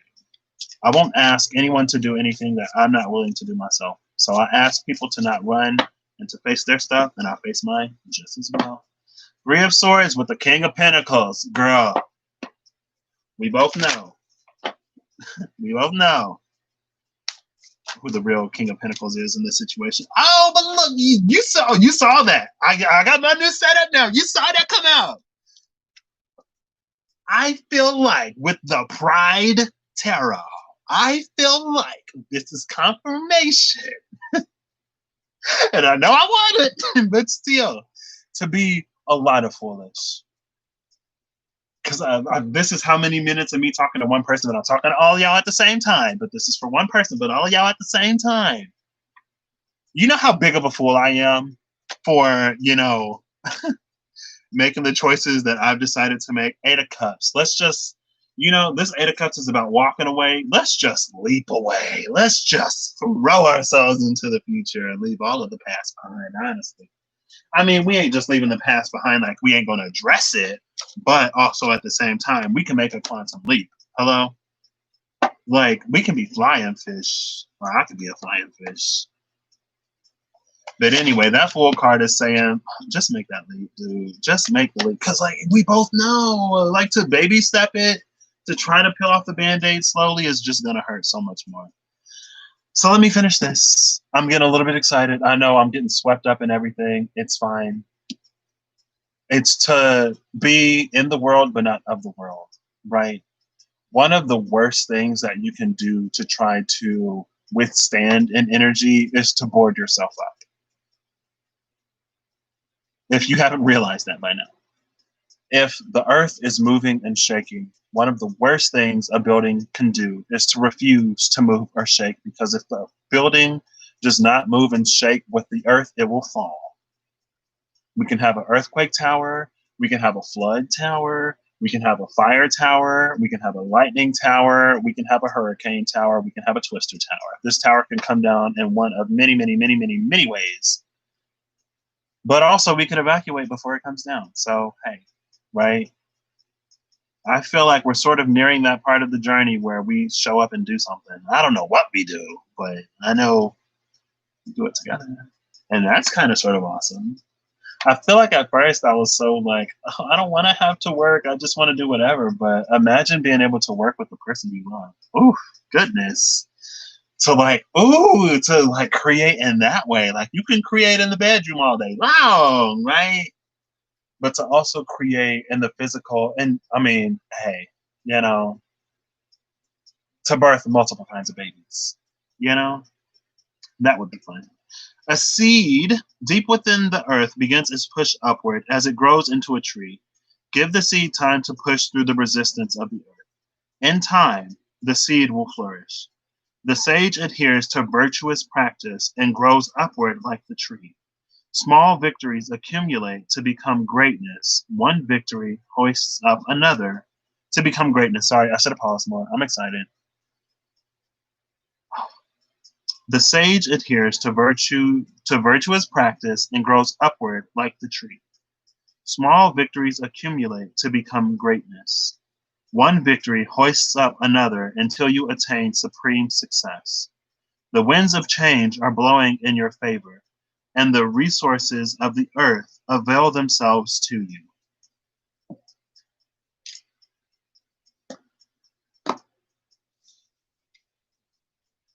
But you gotta take it. The winds of change are blowing, the resources of the earth avail themselves to you. The seed is making its push upward by, oh, see, oh, I love that. So look at this. You see the strength card? I don't know if, I mean, y'all can see pretty much everything I do. So I cut here, and I was like, oh, that's not quite half the deck, so I'll pull some more. First, it came out on that Six of Pentacles, and if y'all have been watching me, y'all know that that's my card. Y'all know. What's between it? What's right here? The Captain. Oh my gosh! See, that's why I pulled two cards. That's why I pulled two. We're gonna skip all of that all together. We both know that there's one way for you to free yourself, and you gotta free yourself the same way I freed myself. And like, who was it? Who is it? What's their names? What's their names? Bring it to my mind, because you know music. Ooh, what's their names? What are their names? In Vogue. I believe it's In Vogue. I don't know if you just gave me that or if it just came to mind. You probably gave it to me because you know how to read my mind somehow. Free your mind and the rest will follow. Well, they said be colorblind, don't be so shallow. So was you concerned and worried about color over there? Were you being a little shallow over there because, I don't know, societal, family, maybe? Honestly, low-key, hopefully this ain't the case in real life, but I've had a few dreams where I got some beef with the family, and I'm just like, oh my gosh. But then you come to my side and you try to, whatever. Yep, In Vogue or En Vogue or whatever. Free your mind. Free your mind and the rest will follow. Oof, okay. All right, I'm just getting a final card, y'all. I'm toning down High Priestess with the Three of Wands at the cut. You've been manifesting this, and you know it's for you. But I mean, I'm not gonna be here forever, honestly. I can't. I'm not, because it's not my journey to be. And as much as I love you, I will leave you. I mean, hey. And like, we're getting to the point where we both know that. And I would ask for you to do the same, because I don't want to hold you back. And I know you don't want to hold me back. And I don't know if you think you will or not, but it's all about me getting what I deserve, and it's all about you getting what you deserve. It's about us getting what we deserve. And oh, yes, thank you. Thank you. Ooh, with the 5, like, why are we still playing these games? Hold on, wait, how I do this so it's upright for y'all? Why are we still playing these left out? Look, one person left out in the code on this side, and on the other side of this wall, there's somebody else. Like, you think that's the shadow of this one person? No, that's the other person on this other side of this brick wall where there ain't no wall. Both out in the code when we could be 6 of Pentacles in there. What's at the top of the deck? I'm just curious. Oh, well, we got the 4, the 5. Look, the 4, the 5, and the 6. It's time to put both of them away. Shoot. Come and get your love. I don't know who sing that song. Honestly, I feel like I've seen that more in commercials than actually I've heard the song, but come and get it. It's ready. Shoot. All right, I'm going to calm down now. I'm going to hopefully actually do some work today. Honestly, it's like, I don't know if I'm being lazy or if I'm following spirit.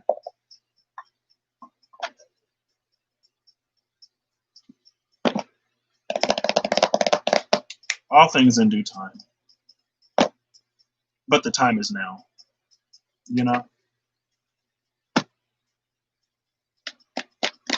I'm actually going to pull an Archangel. I'm going to pull 3 Archangel Power cards. Since my dude Mike wanna, oh yes, I was gonna pull them too, because I know Michael is in there as well.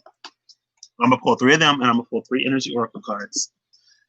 Now we can call this a pick a card part of the reading if you want. If you want to pick 1, 2, or 3, be my guest.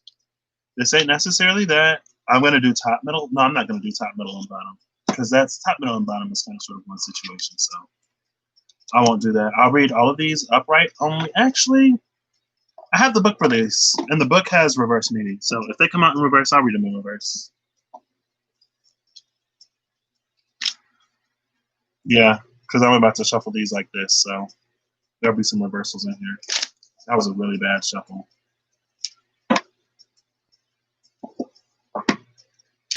But if Michael, I just want to see if Michael want to come out, you know. Shoot. Michael probably so proud of me. Michael probably like, look at you, starting to do all that stuff you told me you wouldn't do the last time. Because you was just concerned about your own happiness. It's more important for you to show up in the world right now than it is for, you know, whatever you think would keep you happy. Because ultimately, at the end of the day, we don't even know what will make us happy. You know? It's all about rising to the occasion. Now, I said I was going to give you an hour. But we doing 7 o'clock your time regardless. So I need to shut this down and get my phone turned back on. So, oh, how many cards is this? 3. Oh, 1, 2, 3. Bottom of the deck is. Oh, look at that! My dude Metatron. Yeah, chilling at the bottom of the deck. Y'all see that? When I tell y'all synchronicity, shoot. Sixth chakra, Archangel Metatron. Now, some people say that Metatron is the recorder, right? Or maybe that's just supernatural. It was like Metatron, you know, you was the one closest with God. Like, you wrote down his words. So, like, where is he? And then Metatron, in the show, he was like, oof. But it is what it is. This ain't about the show. Metatron sitting up and chilling at the bottom of the deck. Maxing and relaxing and shooting some b-ball outside of the school. I'm hungry. Oh, at the cut, that King of Michael with that 9 of Gabriel. I want to see you be brave. Say what you gotta say. Is that Brave by Sarah Bareilles? I listened to the song like one time because I used to be a depressed mess back in the day. And I had this one friend. She was like, "You're a depressed mess, friend." I said, "I know, friend." And she was like, "I know that, you know, you have this condition and you have that condition and life is hard and blah, blah, blah. But, ooh, with that moon at the cut. With the 5 of Raphael, too." She was like, "I know that, you know, life is hard and blah, blah, blah, whatever. But you wouldn't be given this challenge if you couldn't rise to the occasion." And there are so many people who have so many whatevers and they do whatever. And I was like, I'm not so many people. Okay, I'm my own person first and foremost. Now, I use that I'm my own person to be like, I'm weak. And just because somebody else can fight don't mean that I can. So it's been a long time since then, if you can't tell. A long time. All right, give me 1 card for this first card, please. Or however many cards y'all want to give me. Well, I got to finish this up by 7 because I don't want to say I'm manifesting this, and I don't want to say I'm demanding it, and I'm not even going to say that, you know, I don't have patience. I would just be really, really, really excited. It would make my whole gosh darn day if you just reached out a little bit, you know. I just want to hear that voice say my name again. I got a video from this person one time. He was just like out living his life, not really doing nothing. Going from one place to another. And the way he said my name, I was just like, ooh, say my name, say my name. No one is around me. Say, baby, I love you. Running games, say my name, say my name. Why are you running games over there? Oof, oof, girl. Okay, that came out. We already see him, but I'm gonna flip him back over anyway. No, this ain't. Ooh, that's a whole bunch. Nah. This ain't necessarily intended to be no picker card. This ain't necessarily intended to be different stories. I just wanted to see if Mike would make an appearance. I was just curious, and so I'm doing this. Sometimes, you know, you just go with the flow. That's what I've been doing. I've been flowing. I've been flowing so much. I don't even like. I'm used to not overthinking as much now. It's kind of sort of become my new normal, and it's only become that way because I faced down all the things I had to face down. It never would have happened without the special friend in my life, because I would have cut anybody else out and kept it moving. So thank you for that. And there's my mom with a laugh. Okay, I'm gonna give this two more, and if nothing comes out, I'm gonna just pull the card off the top of the deck. Oof. Okay, that's a whole mess. All right. See, I'm trying to keep these all upright at the same time. Okay. I'm like, what is going on? Bottom of this deck is the Three of Michael. Girl, I already know. I know you know. Let's just get over it. I'm sorry. I'm not impatient, but let's move. Move. Let's get a move on. My dad used to work at a radio station that was next to some cows, so I know what they sound like. They sound like Three of Michael. Release the past. Release it. Release the past.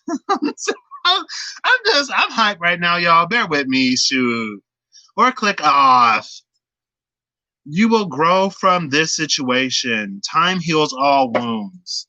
See, but when people say time heals all wounds, time only heals the wounds that we give the space to breathe. If you put a Band-Aid on something, if you suffocate something, it will never heal.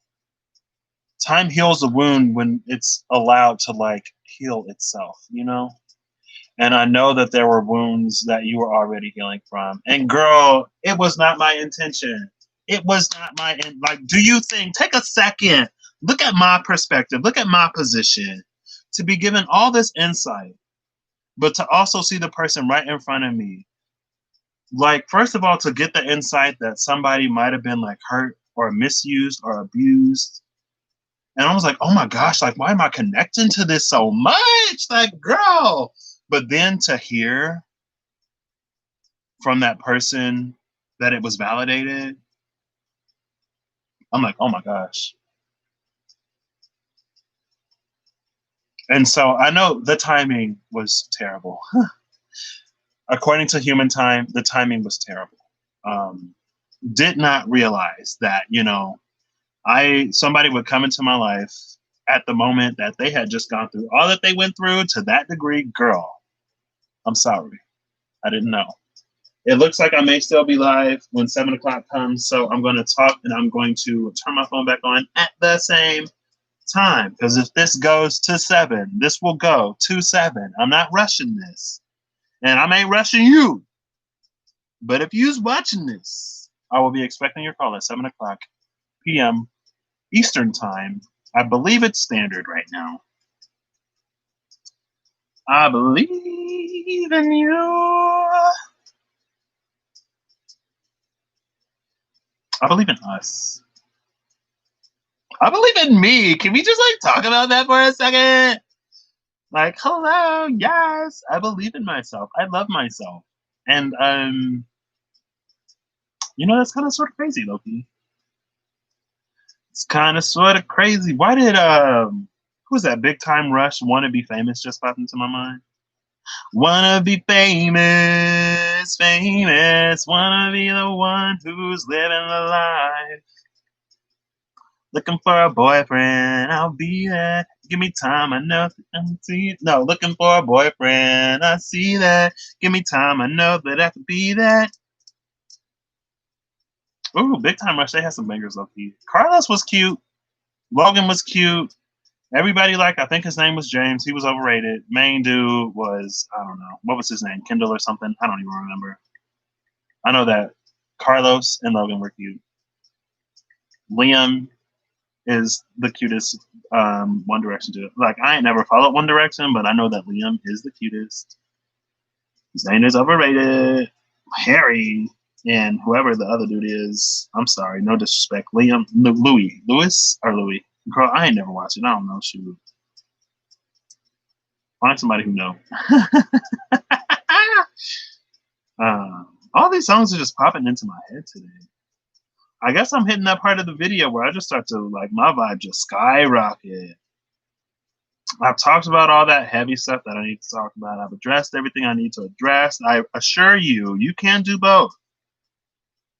And it's not about it's not about allowing yourself to be consumed by the energy, but the harder you try to stand against it. Pat Truck, I just spelled my name, Pat Truck.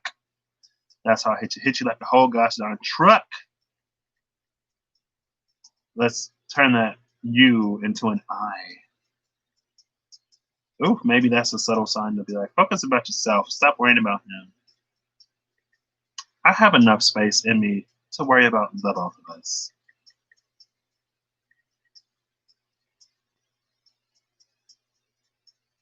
Okay.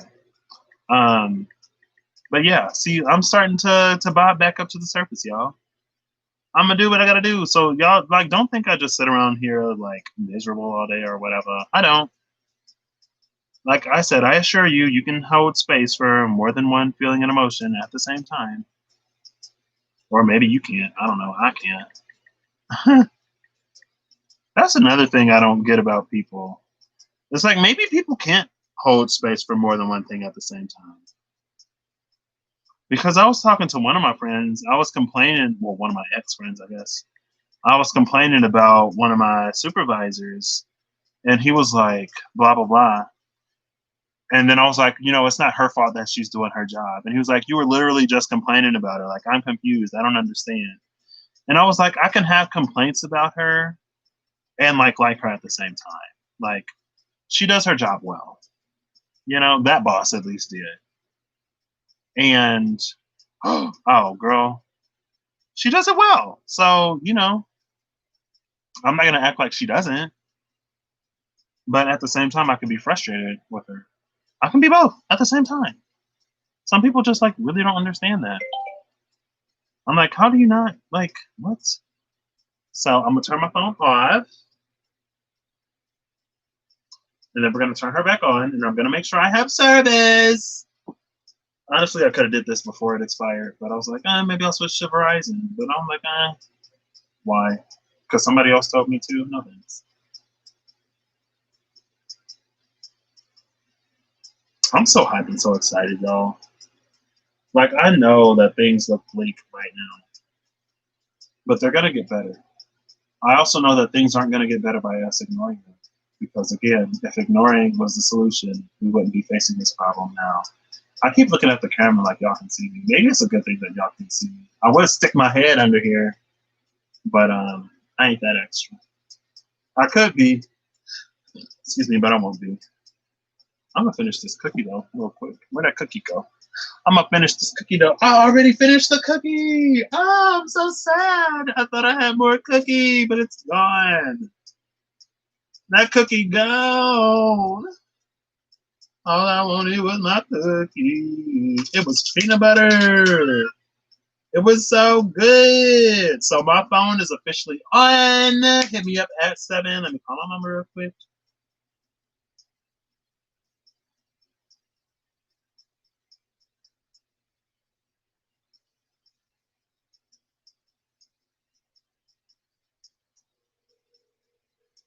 I guess she won't answer.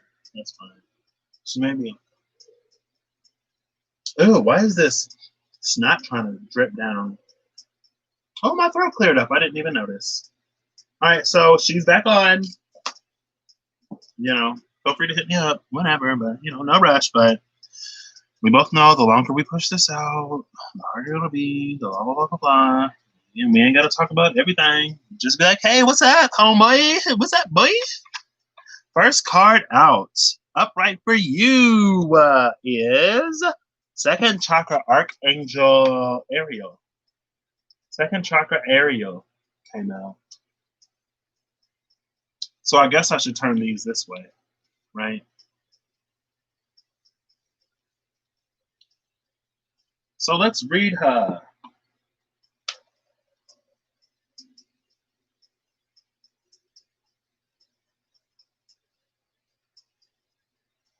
I've been so blessed in this time, honestly. And I guess I want to take a moment to appreciate myself for allowing me to continue to go with the flow when I hit different roadblocks. And there were some things that I thought were obstacles back in the day that honestly, hikey turned into blessings. And also, I want to thank Spirit and my crew for being there because, they work, they orchestrate, they do the stuff on the back end for me to benefit on the front ends. I know, y'all deserve a little bit of a thank you too. So thank you. Um, and yeah, to all the people who've come into my life within the past 2 years specifically, shout out to y'all, regardless of if we talk or not. I'm sure y'all have helped in some way or another. What am I doing right now? Oh yeah, I'm looking at the ebook. Excuse me. I have all these books on my phone because I could flip the colors and read them so much easier. Like, Aquarian energy is such a blessing. Y'all give us technology and all kinds of other stuff, so thank you. Let's see, what number is this? This is number 36. I gotta pick up the card to look. Oh, it is number 36. I was right. That is a 9, a number of completion. But that's also, oh, I love that. So 9 is a number of completion. The 3 is a catalytic number, and a 6 is harmony. Now, a catalyst is something that changes something else, but it in and of itself is not changed. So it's up for us to catalyze harmony in our local environment. 3 and 6 is Mercury through vein of Gemini and Virgo. The Lover's and the Magician. No, the Lover's and the Hermit, but Mercury is the Magician.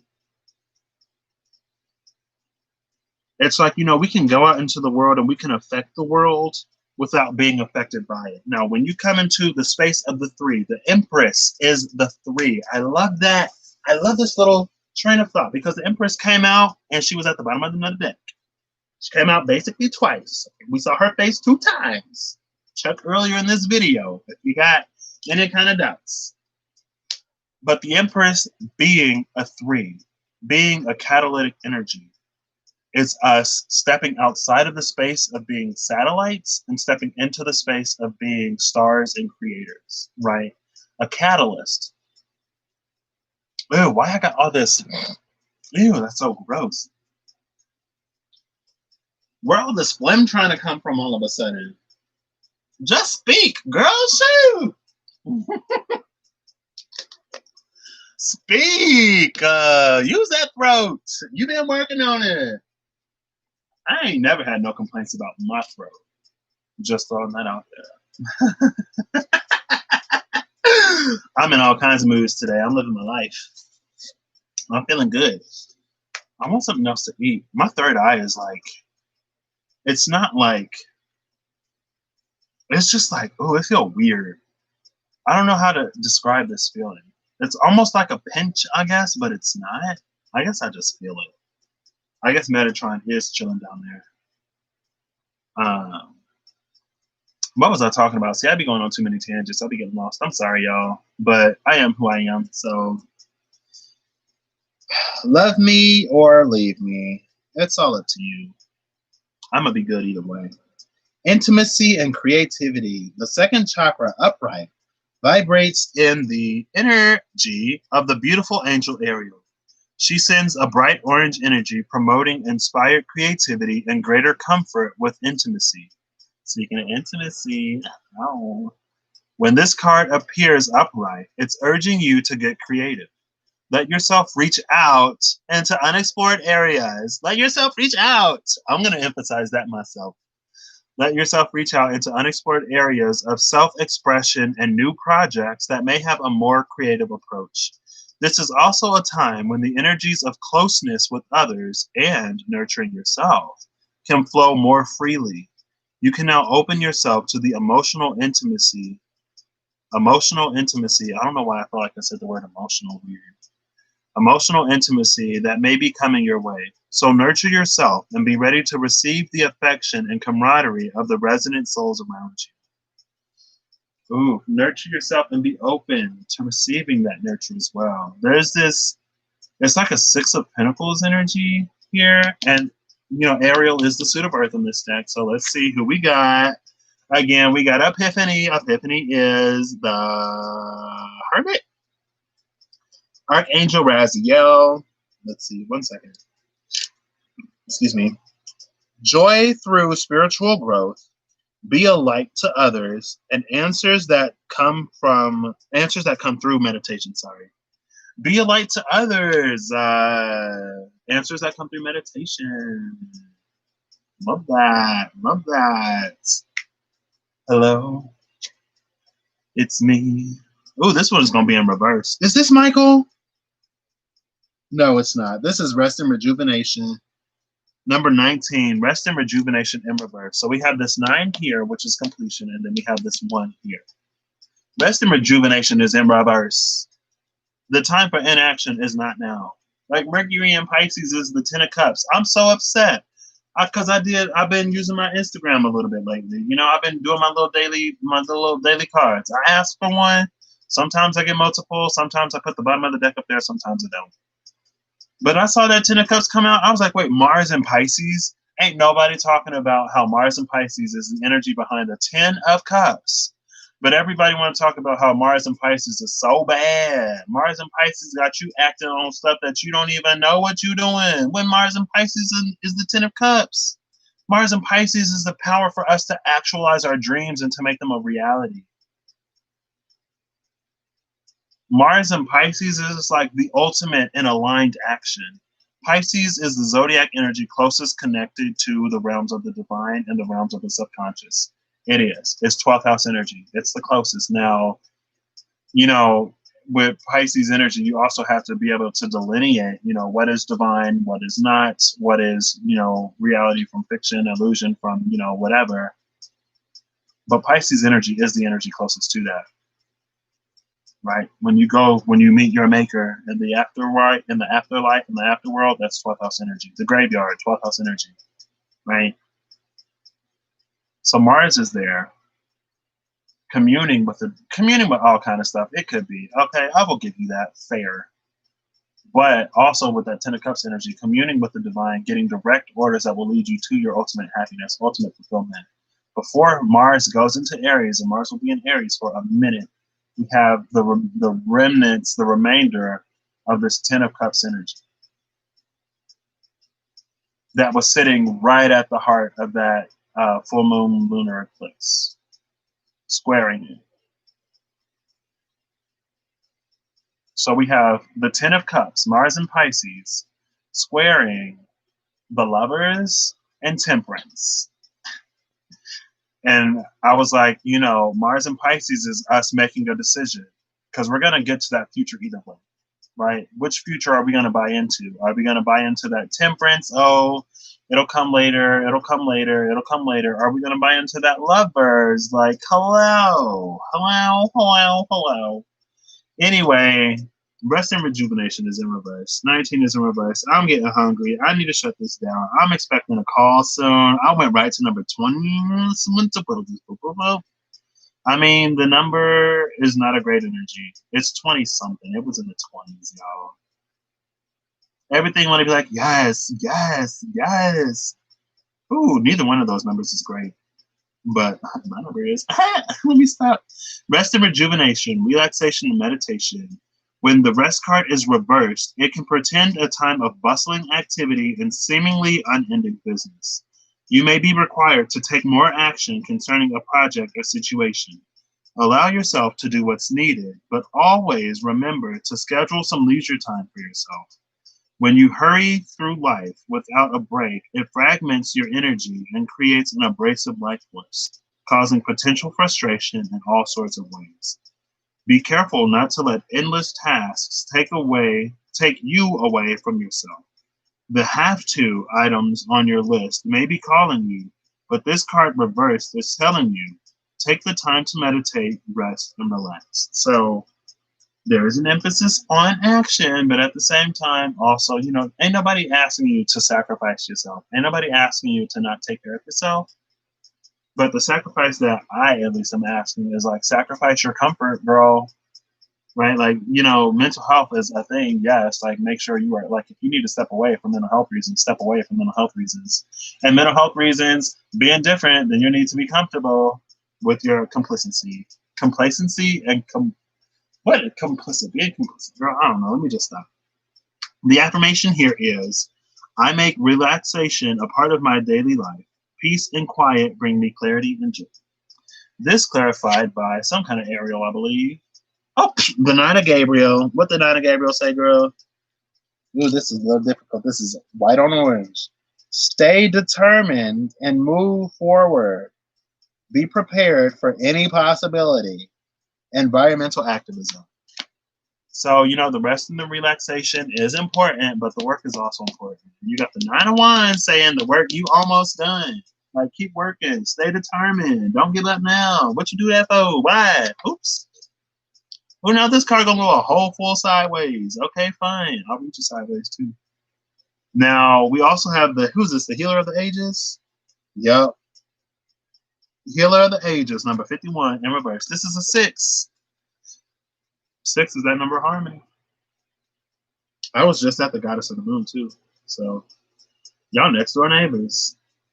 Healer of the Ages. This is health and vitality. When reversed, the Healer of the Ages indicates that you've been feeling extremely out of sorts or even upside down in your own life. That's what I said, upside down. You may be in the midst of some physical problem or just feeling as though you're losing energy. But this card is telling you that there are deeper levels of healing that need to be addressed. There are deeper levels of healing that need to be addressed below your discomfort or below anything else right now. Collectively. And if you call yourself a light worker, you call yourself star seed, you think you here for a reason. May not be this reason, but one of them reasons may be to show up for the collective right now. Because again, when it comes to something over here, the second chakra, I think, or this epiphany, I don't remember. It was somewhere. I don't know why I'm talking like this either, but it was somewhere. It was the 36. Catalyzing harmony. Catalyzing harmony. That's a 36, leading to some kind of completion with the 9, the 369. Catalyzing harmony, right? Bringing an end to all of to a lot of what ails this world energetically. Catalyzing harmony. A catalyst is something that affects other things, but it is not affected. Your peace, your stability, your centeredness should not be affected by whether or not you pay attention to the things that are actually happening in this world. You should not be that frail. You should not be that fragile. You can be, right? But it's like, as a star instead of a satellite, like it is the nature of the star itself to shine a light in the darkness. It's the nature of a star itself to be seen. What kind of star are you if you don't shine when it's dark? Right? Did you know that darkle is a word? I don't understand what it is, but apparently the opposite of a sparkle is a darkle. It's like something that sparkles, but it sparkles with darkness instead of sparkling with light. And I don't remember where I found that. But like I came across the word darkle. I was like, what is that? It's like a sparkle. Hey Siri, define darkle. Okay, I found this on the web for define darkle. Check it out. Girl, read it, Siri. Oh, there go my mama again. Okay, now I gotta unlock my phone because Siri didn't want to read. Definition of darkle: to become clouded or gloomy, to grow dark, to become concealed in the dark. Okay, well there you go. So that's what it actually means. Back formation from darkling. What's a darkling? Oh, like a what? Girl. Well, there you go. That's what to darkle is. To become clouded or gloomy, to grow dark. Oof. Well, that brings, there's this one episode of Doctor Who when the stars were dying. But only one person remembered that there used to be stars in the sky. And everybody else was like, stars, girl, what you mean? The sky always been dark. Ain't nothing up there. Don't like that. There's this great darkling happening. There's like the great awakening, and then there's the great darkling. The great darkling is all of the people who were more of a star. The great darkling is honestly satellites who thought that they were stars, finding out that they were satellites. And you're finding out that you're a satellite. You may be a satellite if, when the world gets dark, you get dark. Right? If you get dark, when the world gets dark, you're reflecting something else's light. And that's fine. Right? We're all different. We're not all the same. We don't all have the same journey. But if you fall in the darkling, right? If you become dark and if you're consumed and concealed, if your light is concealed by the darkness, I mean, I don't want to say you weren't that bright, but you weren't that bright, right? And, you know, that's like, you know, your moon went new because, you know, you weren't opposing the light anymore. It's like if you sort of like, if you standing in your light means that you're new, then that's not your light, right? New moon is when the sun conjuncts the moon. If you're in the same space as the light and we can't see you, that's not your light. If you only shine when you're against the light, you're a satellite. Like the planets, none of the planets in the sky are stars. They're all satellites of the sun. When you see a planet in the sky, you only see it because it's reflecting sunlight. They don't have their own light. Stars are the only things in the sky that have their own light. So hey, you know, and that's that catalyst.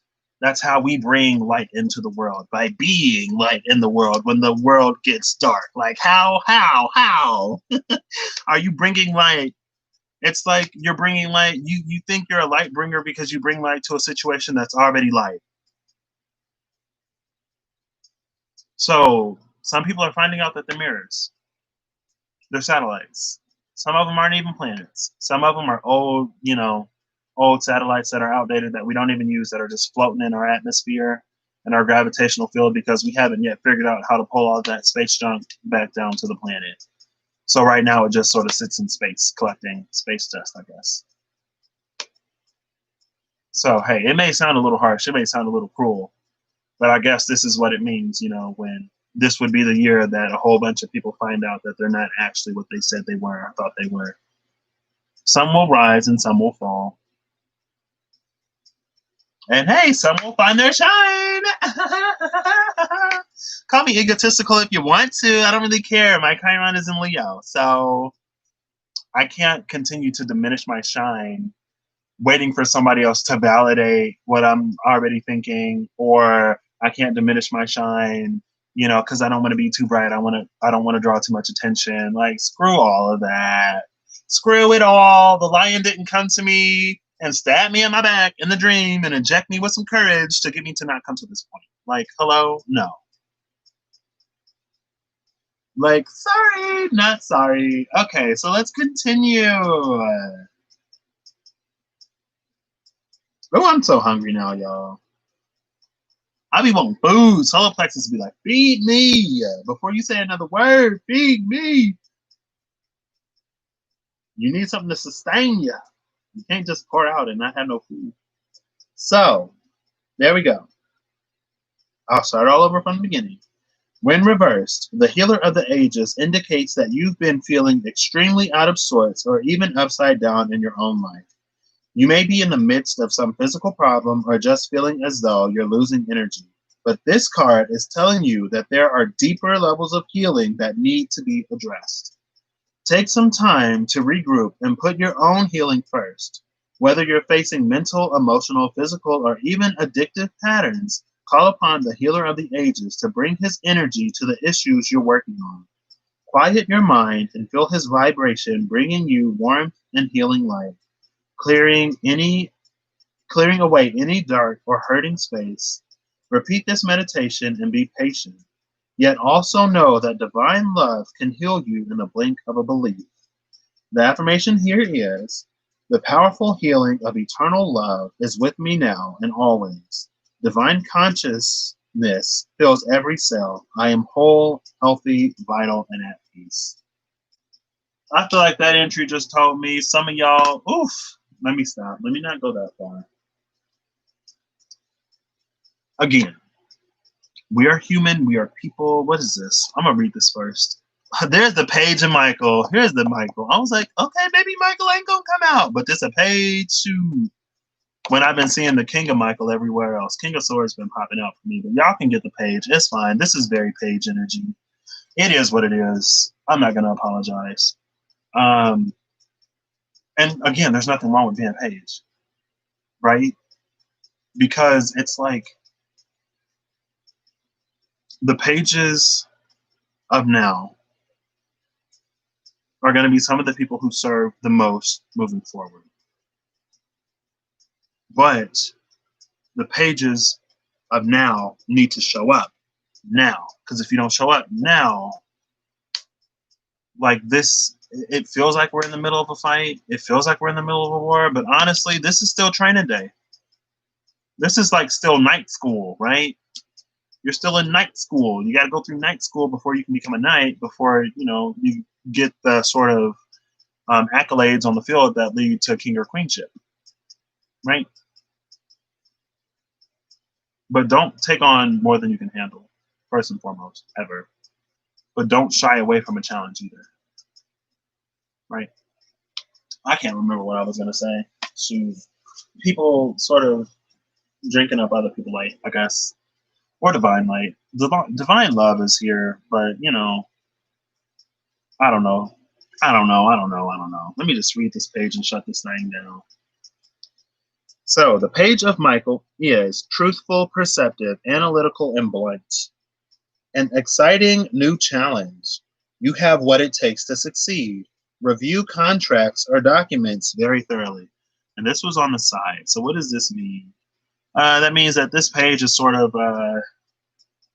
it's like when you experience your first battle, when you come across your first foe, and you have that like fight or flight moment where you sort of freeze up, and either you ready your sword or you take off running. It's that moment. Some will raise their sword and some will run. And again, you know, we all have our own paths. We all have our own journeys. It's different for all of us. But, you know, great opportunity awaits those who stand now.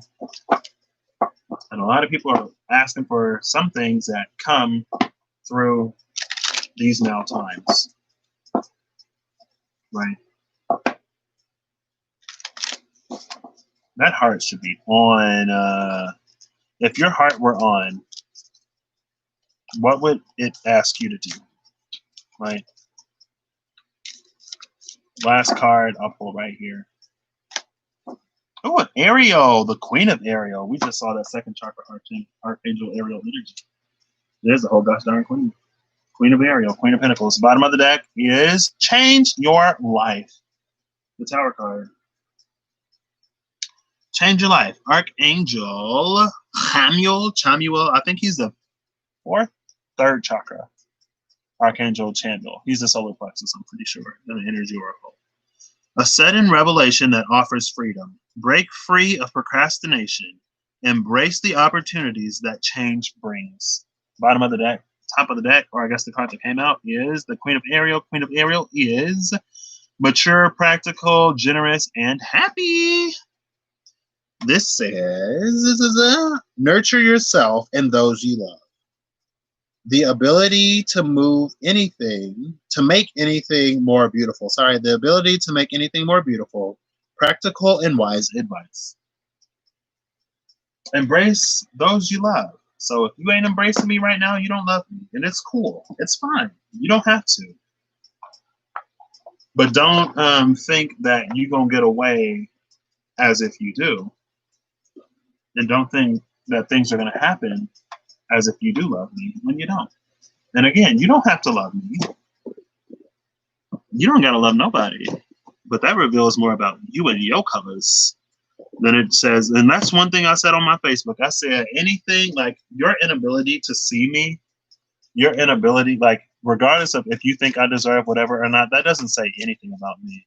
All that does is that speaks to you and your character and the content of your heart and who you are. That says nothing about me, right? Your inability to see me doesn't affect me.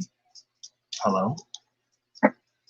Like, there's plenty of stuff. Like, I don't see the dog laying on the floor sometimes, but I still bump into him if I don't see him. Because he don't move. I'm like, you see me walking through this house, and I've bumped into you enough times, especially if I ain't cut the light on, you know I don't see you down there. Don't make no noise. I don't think he likes to be petted, though, low-key, which is kind of sad because, you know, I wish I could pet the dog. Hero of the Ages came out again. Bottom of the deck is, in reverse, strategy. It's not about knowing what to do. It's not about needing to know what to do. In these times, a lot of people don't know what to do. It's not about knowing what it'll look like in the end. It's about doing what you feel now to lead to this healing, right? I guess for you, it's this way, right? It's not about knowing the outcome of the situation. It's about showing up. This is a 516, right? What is 5? What is 5? What is 5? It's a number of change. Yeah, it's a number of change. That's it. 3 is a catalytic number. 5 is a number of change. 1 is the beginning. The Healer of the Ages is the beginning of this change. Maybe that's why he looked like Jesus a little bit. Look, y'all can't even see him. Maybe that's why he looked like Jesus a little bit. It's the beginning of the change. 51. First comes the change, though. 5 first and foremost, and then the 1. 6 is a number of harmony. Right? So in that 36-9, so that 6 is this 51. But we're catalyzing this. We're catalyzing this change that will lead to this harmony. What is this? This is a 21. This is a 213. Here's the 6 and here's the 3. Here's the 6 and here's the 3. 2 is the number of duality, and it speaks to the double nature of things. Double nature of things. 1, again, is a beginning. So it's, with this being a catalytic energy overall, it's about knowing and understanding. This is 21, right? Yeah. So it's the 2 first and then the 1. So this is about knowing and understanding the dualistic nature of things before you make that action. Because if you're not going to be changed or affected either way, you want to make sure that your actions benefit or your actions serve what you seek to see manifest, right? It's almost like if you don't have a sense of pain, then you don't know when you've hurt yourself. And I think there are a lot of people who are hurting themselves in ways that they don't even necessarily know, because they don't understand that for you to not care about me, for you to bypass or overlook me, it's for you to bypass and overlook and not care about yourself. So this is the catalyst, right? But with this being in reverse, this is people who feel otherwise unaffected or otherwise less affected, not really realizing how affected they actually are. But again, going just off the titles, Healer of the Ages, now upright, with this strategy in reverse. It's not about having a plan.